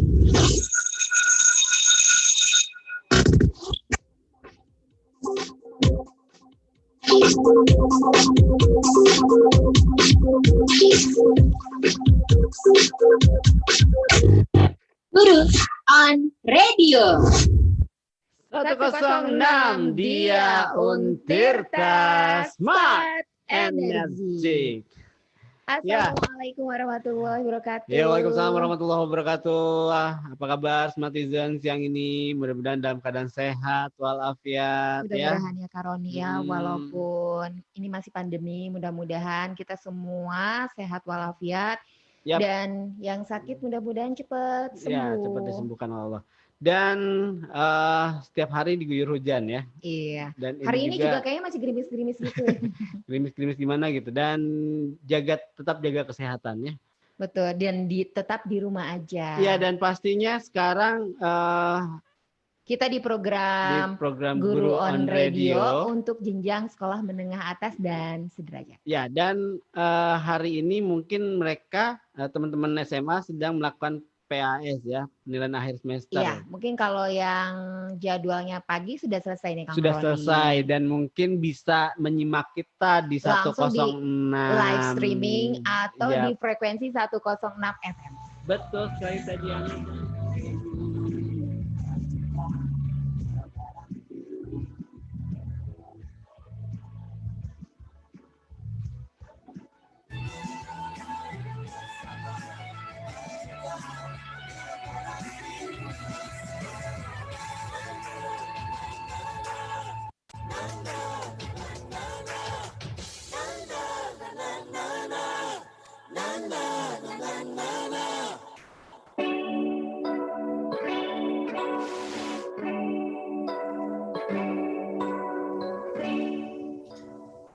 Ada di Purwokerto Radio Tanggap Bencana COVID-19. Selamat siang pendengar. Kali ini kita berada di sebuah acara yang memang ini merupakan kepedulian bagi para pelajar khususnya dari RRI.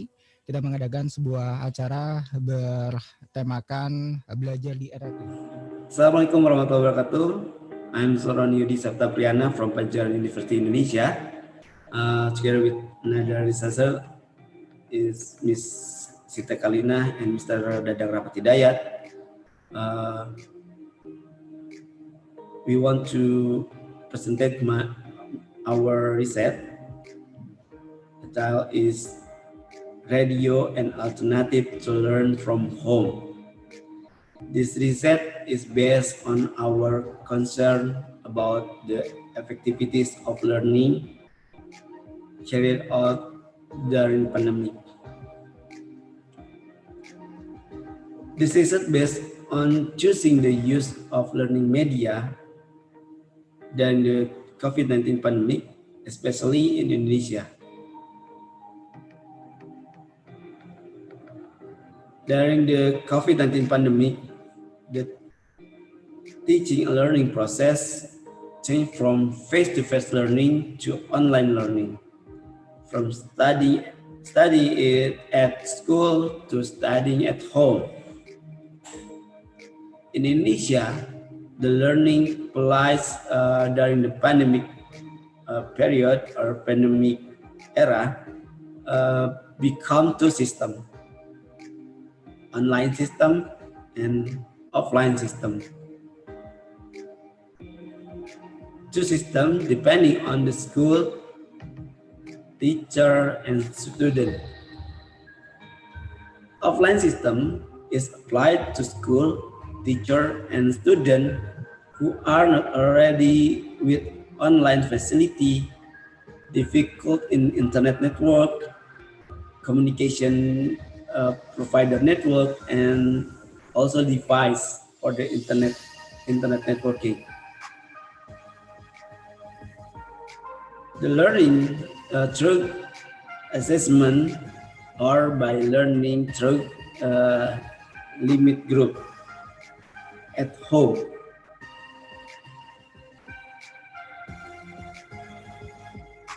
Online learning is used for school, student, and teacher who are ready with internet access and have supporting device with internet networking. But online learning is not an easy thing. Problem rise beside student not getting directly assistance from the teacher. And there are also connecting problem and network disrupt.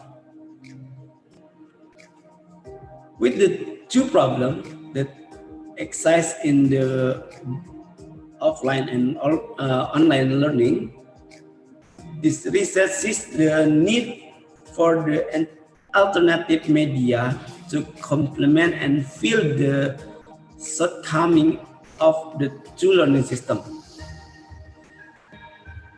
Radio is one of the media can be used as an alternative media in the learning process during the COVID-19 pandemic. Radio is an audio medium that has developed in addition to using frequency wave. Currently, radio media is experiencing conference by also using the internet network as the broadcasting tool in the form of live streaming, YouTube, and podcasts. The study tried to describe how the radio can be used as an alternative learning medium during the COVID-19 pandemic. The method used in this study is descriptive qualitative. The data used in this research is a radio broadcast program, is a learning medium for the teacher and student. Finding and discussion from this research is radio can be used as a medium for learning with variety of strategy. We have two strategies. First, using the frequency, FM or EM. When using a frequency, of course, the reception conflict is limited to the area covered by that frequency. When using the frequency, the teacher being present in the studio discussing the object to be discussed. Students are at home with a receiver in the front of portable radio, cell phone, or smart television. Its drawback is that it can only reach broadcast area in accordance with broadcasting law regulation. Second one is convergence of media radio. We can use the podcast or YouTube. Using the YouTube and podcast social media platform is not another form of radio broadcasting. The use of YouTube and podcast complement the presence of radio as a medium of information and entertainment in the community. As well as a medium of learning. The teacher can be record that teaching material with present to student. In addition, and to listening on the frequency, they can repeat the listen based on the YouTube channel and the podcasting recording. Conclusion, the research saw that radio could be a suitable learning medium for the teacher and student because of its easy of use of frequency, direct interaction, and information that can be repeated and tend to be cheap. Thank you very much. Hatur nuhun. Terima kasih. Assalamualaikum warahmatullahi wabarakatuh. Welcome. Salam. Thank you very much to Dr. Roni, Dr. Siti, and Dr. Dadang for the interesting topic here. Okay, so ladies and gentlemen, do you have any questions related to this topic?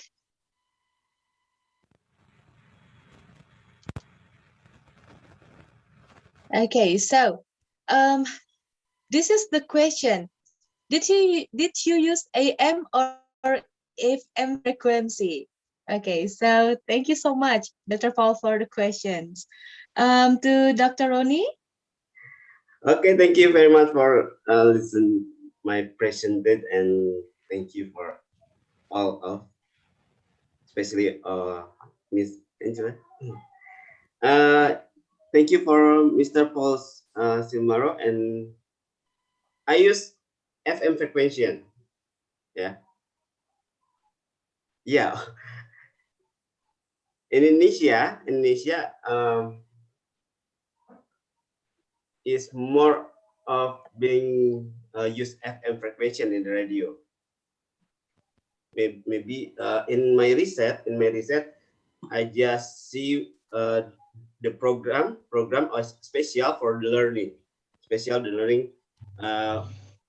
when the pandemic era. I have to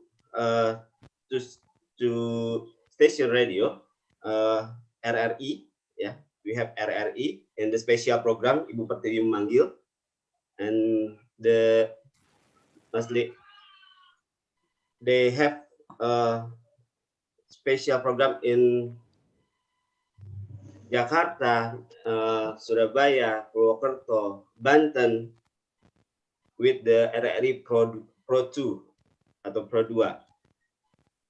And then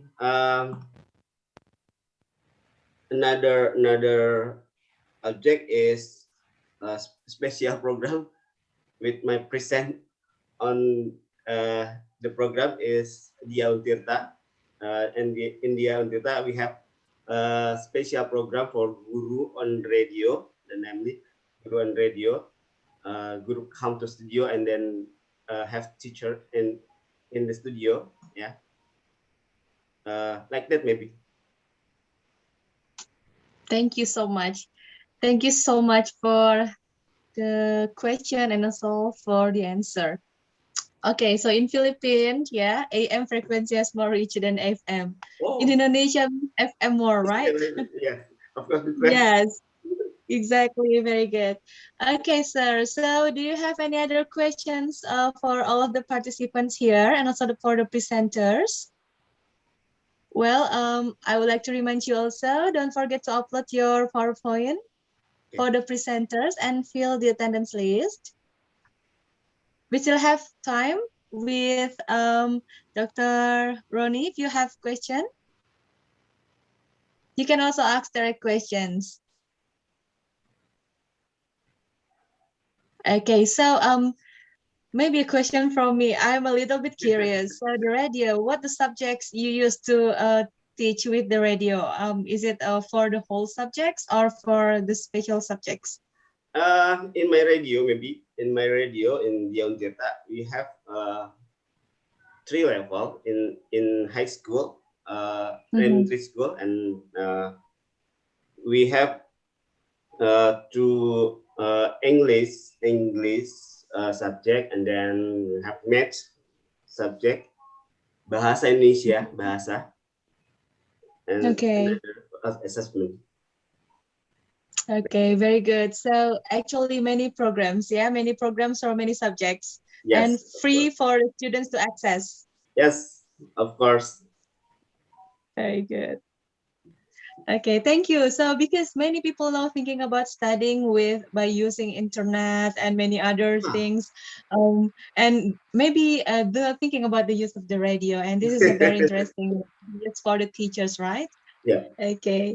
Thank you very much. So, ladies and gentlemen, please give big applause to Dr. Rani, Dr. Siti, and Dr. Dadang for presenting the topic today. Thank you so much. Miss Angela. Waalaikumsalam. Well, now, ladies and gentlemen, we go to our next presenter. This is the last presenter in my list, actually.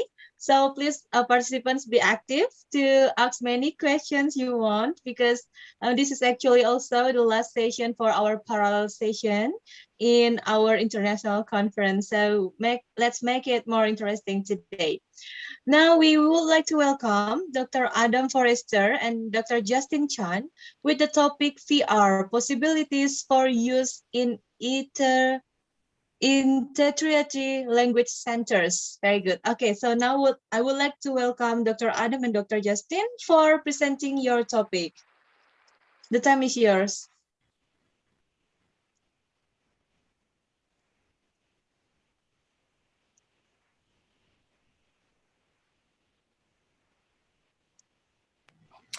Hello, everyone. Thank you for coming to our presentation. We're going to be talking about virtual reality, possibilities for use in tertiary language centers. My name is Adam Forrester. I'm a senior teaching fellow at the Hong Kong Polytechnic University. And hello, everyone. My name is Justine Chan, and I'm the project assistant at the Hong Kong Polytechnic University. Okay, so let me cover the outline of our presentation. I'll be going through the background and also how VR has been used in language education. I'll also cover the framework which we've used to decide which apps are useful for teaching and learning. Justine will go through the methodology, how we conducted our research, and then we'll both look at the results, the teacher perceptions and the student perceptions. We'll also both look at the discussions, so what are the interesting results which have come out of our research. And then we'll also look at what types of apps, VR apps, can be used for teaching and learning before coming to a conclusion. Okay. Okay, some background about the VR space. So we constructed the VR space in SIL. SIL is the Center for Independent Language Learning. It is quite a large self-study space for students at the PolyU, part of the English Language Center. It's been around for at least 20 years. As times have changed, technology has changed, we've had to constantly reinvent SIL, and we're doing that at the moment. One of the areas where we're looking at reinventing is adding new technology such as the VR space. So it was constructed about 2 years ago in summer 2019, and we had found a space, a room in SIL, about 3 square meters, and we installed a very high performance PC, because you need a good PC for the virtual reality video. And also we used HTC Vive VR equipment. So originally the VR space, we had a project called VR Job Interviews, and we were working with the computing department at PolyU to create this VR Job Interviews app. Like with the VR Job Interview was going through the a mock job interview for like computing students, logistics students, and those were 2 sets of students, I think, yes. And it was available, it is available on iOS and Android, and also a better version on the PC.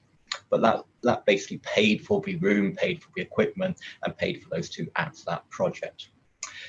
Okay, as I said, the VR space has been available for 2 years, starting from summer 2019. But if you've been following the news, going back to earlier than the past year, in late 2019, November 2019, there was social unrest in Hong Kong, and the PolyU was occupied and under siege in November 2019. So this meant that students couldn't even access the campus.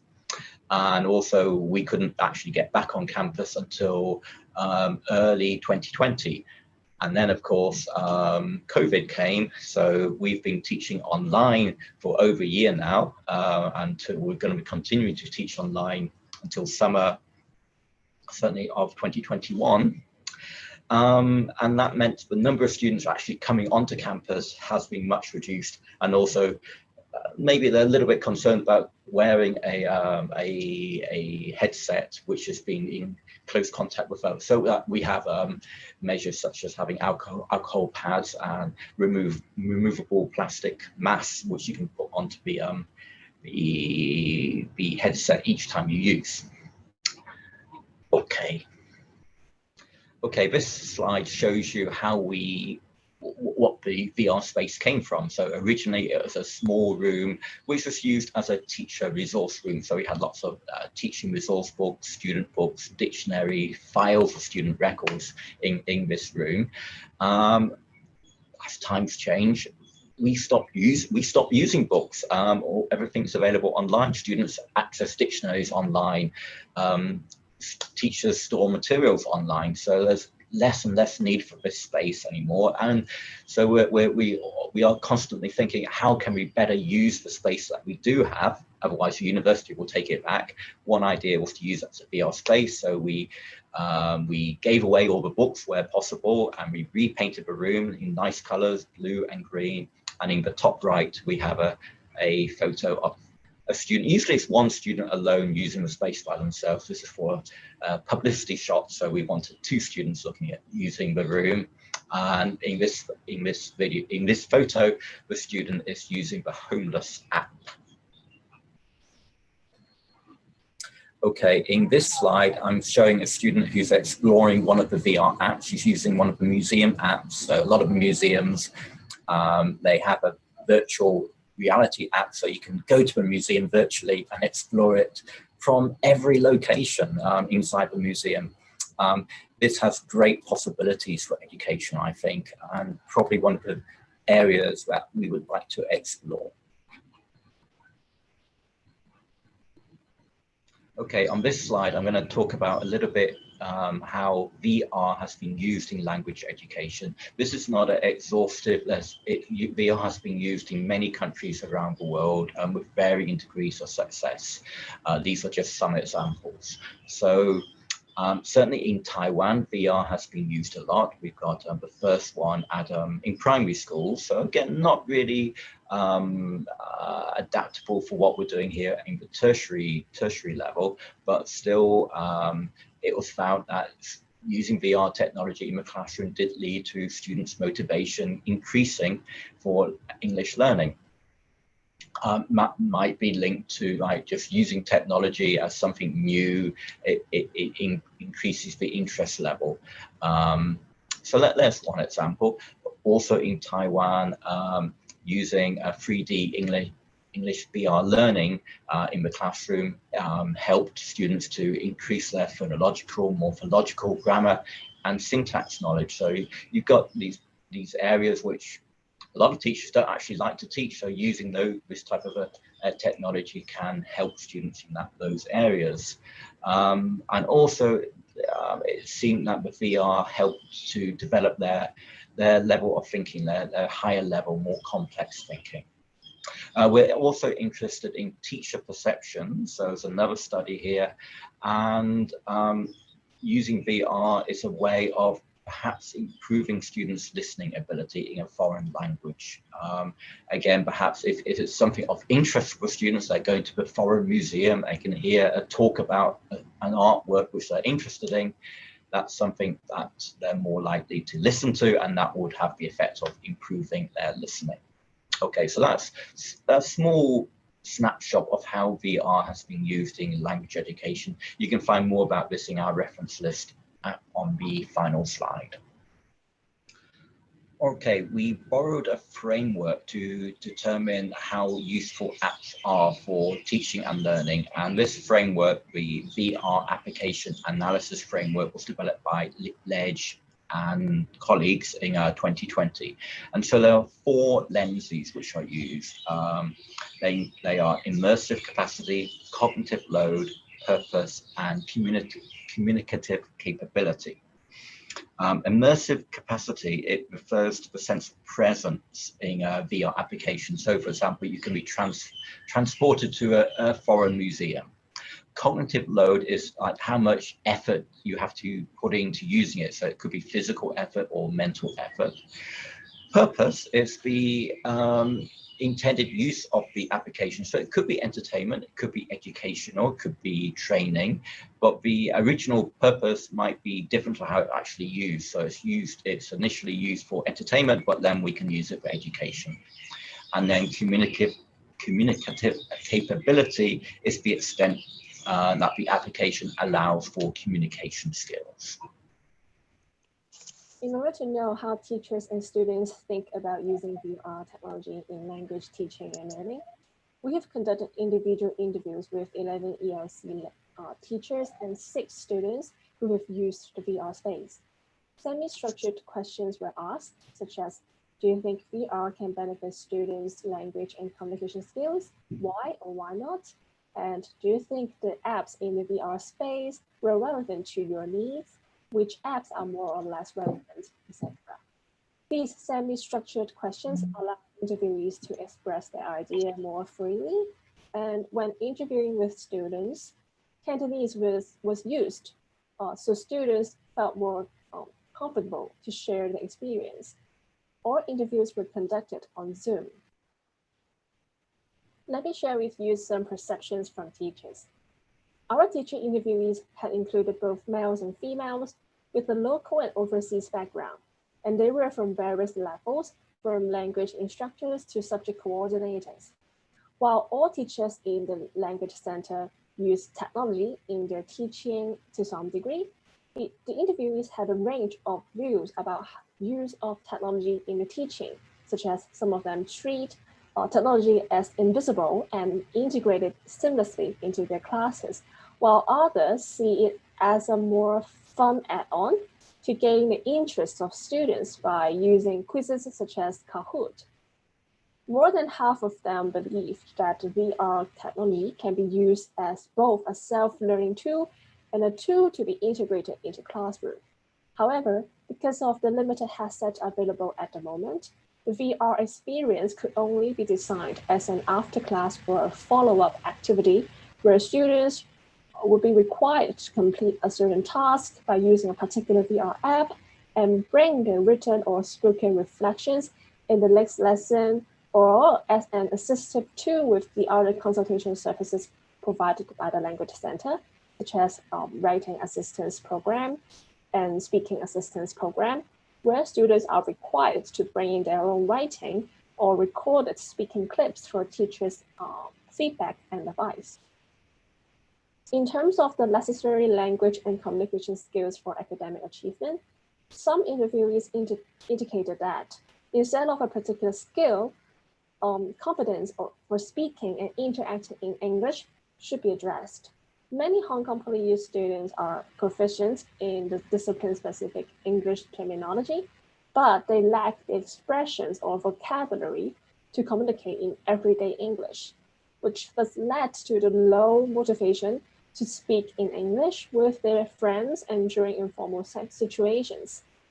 Interviewees opined that VR could be a bridge to bring the outside world to students by providing authentic real-life experience, which is difficult to achieve in a classroom because of the limited contact hours and a high teacher-to-student ratios.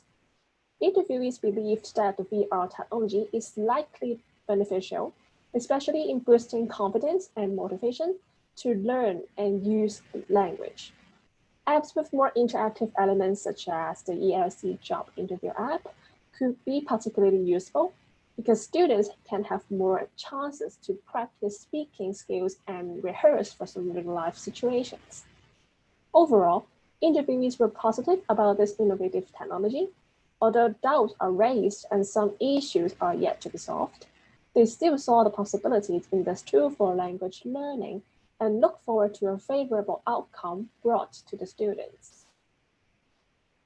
Okay, now let's see how students think about this technology. The 6 interviewed students came from different disciplines, including computer science, accounting, hotel management, nursing, medical laboratory science, and aircraft engineering. Some of them were freshmen, while some were seniors.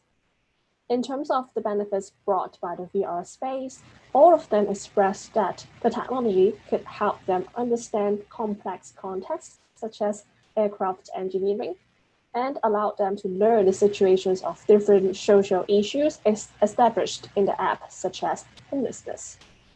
One of them also expressed that the VR technology could be served as an early practicum for freshmen, especially those who studied hard science subjects such as mechanics and engineering. For those who tried the app, Becoming Homeless, a Human Experience, which is developed by Stanford University, all of them were amazed by the real-life experience offered in the app. This app has triggered them to think about the real situations of homeless people, such as their background and the reasons of becoming homeless, etc. In terms of how VR can help in improving English, while all of them considered that promoting the technology as a tool to improve GPA would be very attractive, they also acknowledged the fact that improving academic English through the currently available VR apps might be a fancy goal to have. However, because all the apps in the space offered at the moment were operated in English, some of them expressed that the listening skills could be improved because they had to listen to speakers with different accents for instructions to use the app or play the game. There were also ranges of specialized vocabularies, such as the expressions related to homelessness or social work.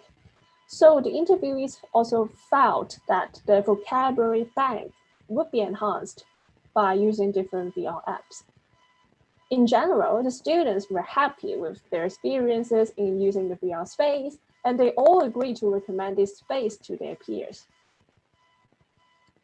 Okay, so one of the main advantages of VR is that it allows an immersive experience. It helps students to make a real-world connection between what they're experiencing in the app and their own lives.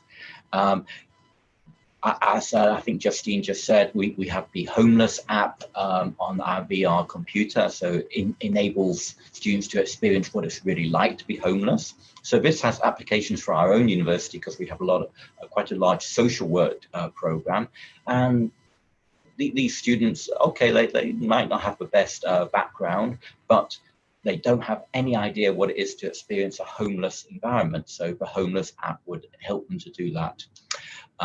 It can offer contextualized learning. So in one of our largest subjects in the English Language Center at the PolyU, students have to do a problem solution essay, and that's one of the topics is about food safety. And so VR would enable us to take students to the food processing factory and then discussing the problems and possible solutions for issues related to food safety. And so this immersive experience, I think, is something that we can really exploit in VR.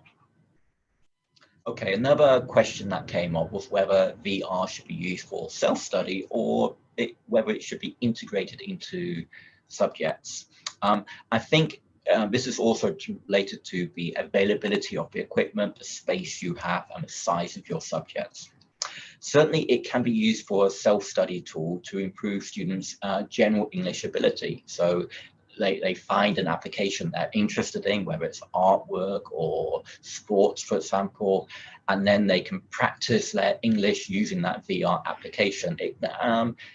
This will help them to increase their confidence in using English, so their general listening and speaking ability, and transporting them into that immersive experience. In a larger subject, in the English Language Center at the PolyU, we do have some very large subjects with like over 1,000 students. I don't think it is possible to integrate VR closely into those subjects. It will just be, it's not feasible. We don't have the equipment. But we do have some small subjects under 100 students, maybe only 40 to 50 students, in which case it would be possible to tie the usage of the VR space into the classwork that students do. And this is also linked to how we're thinking about how we can reinvent the Center for Independent Language Learning, the CIL, where the VR space is located, because increasingly we want students to come to CIL to do something that they cannot do anywhere else, whether it's to meet someone face to face or to use some tool which is not available elsewhere. So this is a possibility if we can find the right applications in the right subjects and tie it in the right way. Whenever this VR space is used, it is important that guidelines are provided on how to use the various VR apps in order to foster language acquisition. Students need to see the practicality of VR experience on their learning. The VR application analysis framework developed by Ledge's team in 2020 could be adopted for this purpose. They provide an example of Spotlight Stories, the app developed by Google. This app has an entertainment purpose with a medium and immersive capacity. It is low in terms of cognitive load and low in terms of communicative capability. In terms of possible classroom usage, students could be asked to recreate their experiences in a written form or in a comic book form, possibly as a part of a pair work information gap activity. In an ELC Hong Kong PolyU context, social work students taking an ELC course could be encouraged to use the Becoming Homeless app. The purpose of this app is informational and educational, and it has a medium to high immersive capacity. The different environments of the app, including the apartment, the car, and the bus, are realistically portrayed. Cognitive load is medium. Users need to listen to instructions from the app, as well as perform different actions in order to proceed to the next stage. Communicative capability is low because they only need to listen. After using the application, the students taking the English course could be asked to write a summary of what they experienced and then compare and contrast it to what someone experiencing homelessness would encounter in Hong Kong. Most of the apps currently installed on the computer in the space are commercial or free of charge off-the-shelf apps. The developers of these apps are not only developing apps to be explicitly used for language learning. However, there is no reason a well-designed app with a purpose related to entertainment, information, or even non-language education cannot be used for communicative activities in the language classroom. Therefore, guidelines can be produced for these types of apps in order to attract the self-directed learners to use the VR space and improve their language and other skills. Using an application in this way could have an other benefit. Students in Hong Kong often have difficulties being able to transfer findings from a study overseas to their own context in Hong Kong. One of the students enjoyed the Becoming Homeless app, but she considered it to be only related to America, and which is a foreign way to her. Therefore, specific instructions requiring students to compare and contrast their experience in the app set in America to the experience of homeless people in Hong Kong could help students see the usefulness of studies outside Hong Kong for their studies within Hong Kong. It was noted that several interviewees that the limited number of headsets in the VR space is a major restricting factor in expanding its usage. Unfortunately, this is not an easy problem to solve. A complete set of HTC Vive VR goggles, pedals, and base station costs around $1,000 US. In addition, a dedicated space is required for each VR headset. While a well-funded institution will be able to afford several sets of VR equipment, finding a suitable space is often a more intractable problem. It also suggests that the VR space could be moved into the open part of Seoul. This would have the advantage of making the space more visible to other Seoul users. However, using the VR in an open space might prove dangerous to users. The current space is an enclosed room, so that there are both the physical limits of the room and the virtual limits of the VR environment in which the user is immersed. When using VR, users are often immersed in their own world, and the interaction with the real world can be problematic. In addition, as they are immersed in the virtual world, users might prefer a more private experience in an enclosed room. So one possible enhancement would be the addition of more goggles and paddles to allow multiplayer applications in the space. This would allow for a greater communicative capability, although care would need to be taken to ensure that the space is large enough to house 2 users. To conclude, teachers have generally positive views on VR, although their views are mixed as to whether VR should be a self-study aid or integrated into subjects. The students interviewed were highly positive about the space, although they also had mixed views as to its suitability for integration into academic-bearing subjects. The VR space long-term future rests to some extent on how self-assessed language learning centers will operate in the coming years. The ELC's own cell is searching for a new identity, moving away from a place where students come to find resources such as books or grammar tools to improve their English, to a more informal place where English can be practiced and teachers met for consultations.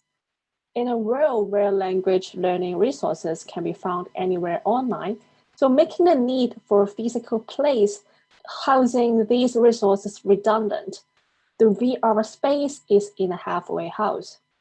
The full VR experience needs specialized equipment and a purposely built space, so it lacks the convenience of anytime, anywhere mobile learning. However, the experience of a specialized learning space with a high specification equipment is vastly superior to that offered by a mobile device. It is possible that VR space could be part of an reimagined self-assessed language learning center. On this slide, I'm going to discuss some of the VR apps that we have used for teaching and learning. You can take it as a limited recommendation for using these apps. We do have a small budget for buying apps for our VR space. All of the apps are actually free of charge. We haven't actually spent much money on apps because the ones where you do have to pay, I struggle to find educational uses. Perhaps they do have an educational use, but I haven't been able to find it yet. So the apps that we have certainly used more, the first one, Becoming Homeless, I strongly recommend. It transports students into that immersive homeless experience. Medical Holotech, you're transported into the human body, so you have nursing students, doctors. I think they'd find that very helpful. The Stanford Ocean Acidification experience, again, you'll experience how the ocean is dying because of acidification. It can be used in an English language center if you're talking about problem solution. The last two, Alumet and Colossus, they could be used for creative writing if that's the type of subject you have. So there are a lot of uses for VR apps. We're still exploring other ones. And if you do have any suggestions, please do contact myself or Justine, and we'll be happy to try them out. Okay, on this slide, you can see our reference list. As I mentioned earlier, the ELC did produce an ELC VR job interviews app. Is available on iOS and Android. You can see the links in our reference list. Okay, so thank you very much for listening and watching our presentation. I hope you found it informative. If you do have any questions, feel free to contact us. My name's Adam Forrester. You can contact me at that email address on the screen now, and my colleague. Yeah, I'm Justine, so you can also see my email address on the screen. Thank you very much. Bye-bye. Thank you. Bye-bye. Thank you very much for Dr. Adam and Dr. Justin for sharing very, very futuristic topic here. Well, ladies and gentlemen, do you have any questions to Dr. Adam? Okay, so if you have any questions, you can write down your questions, and or you can raise your hand to ask direct questions, and we can turn on your microphone. Okay, anyone here? So I think Dr. Adam is ready here with us to answer all the questions that you want to know more about us. So in your university, this VR is already provided by the university, or Yes. how the So technology? there are several places where you can experience VR at the Hong Kong Polytechnic University. Certainly in the English Language Centre, we're very small, our VR space, but also in the computing department, they have a much larger space as well. So it's an area where they are looking into the future, I think, and seeing the possibilities for education and other areas as well. But the downside, Okay. it is an expensive area to go into. Exactly. That's why I'm asking. You know, like we are in Indonesia. Maybe it is very very expensive. Yes. I think what's like Justine touched on this, and I did as well during the presentation. There are possibilities with mobile phones and using VR and much lower cost applications. And certainly as mobile phones become more powerful, I think the capabilities of using VR or AR, MR, those different virtual reality applications are possible using mobile devices, but maybe not.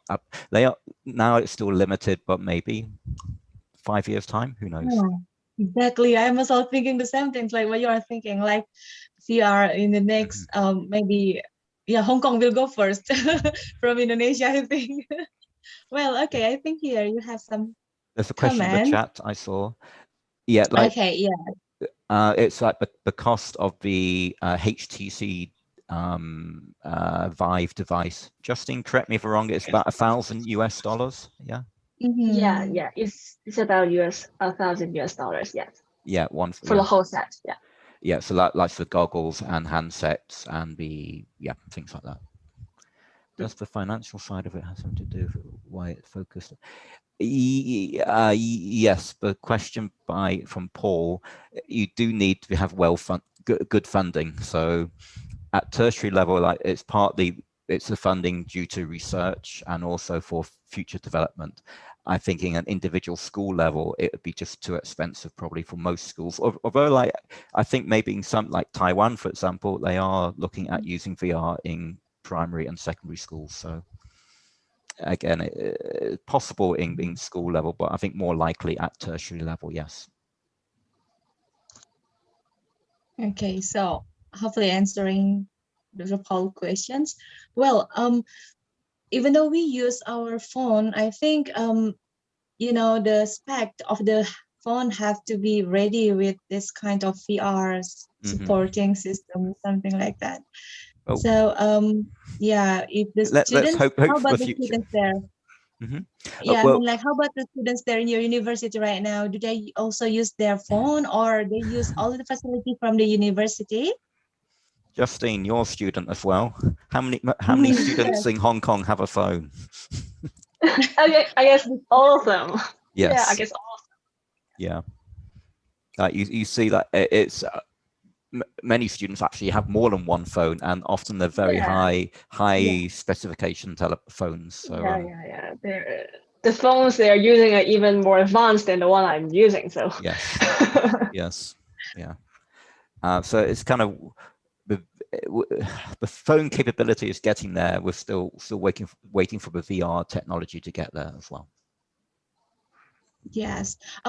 So here, Dr. Karthikeyan want to ask direct questions. So host, could you please make Dr. Karthikeyan? Okay, please, Doctor. Now you can ask direct questions.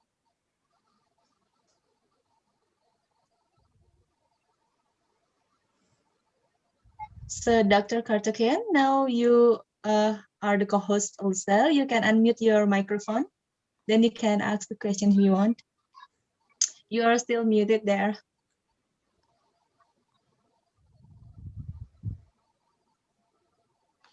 Oh, he's in the chat. He's got the answer. He says. Yeah. Okay.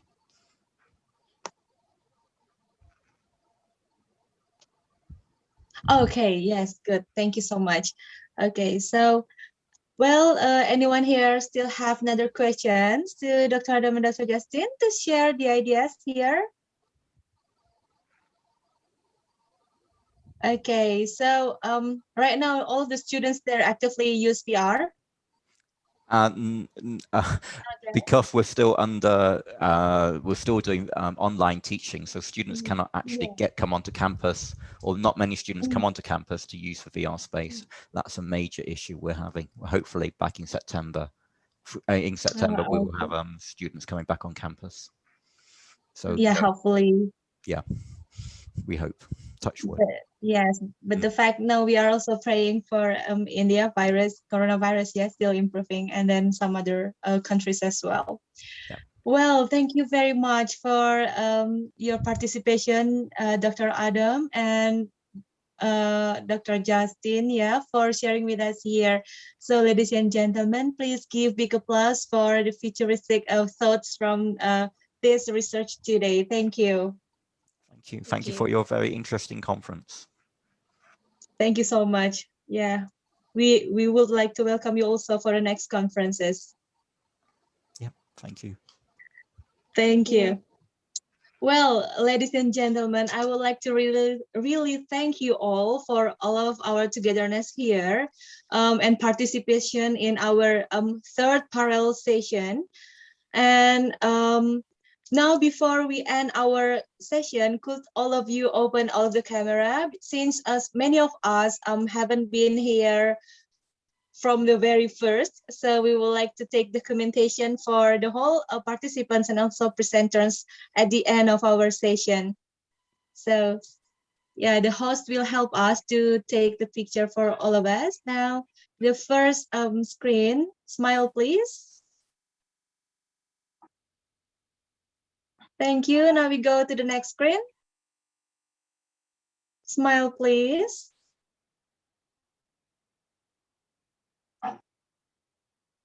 Thank you very much. Well, this is the end of the first of the parallel session at the first ASEAN EFL Journal, Universitas Kristen Indonesia Second Language Acquisition Research International Conference, hosted by English Education Department, Faculty of Letters and Languages, and Institution of Research and Community Services, or LPPM, of Universitas Kristen Indonesia, in collaboration with our great partner, TESOL Asia. So we may continue our agenda based on our schedule provided, since we still have two more plenary talks for this afternoon. So hopefully you may enjoy all of the activities and agendas in our main room. So after this, it is please for you all to leave the room and also to rejoin our main room. So thank you so much. Happy weekend for all of us and have a great day. Goodbye. See you again.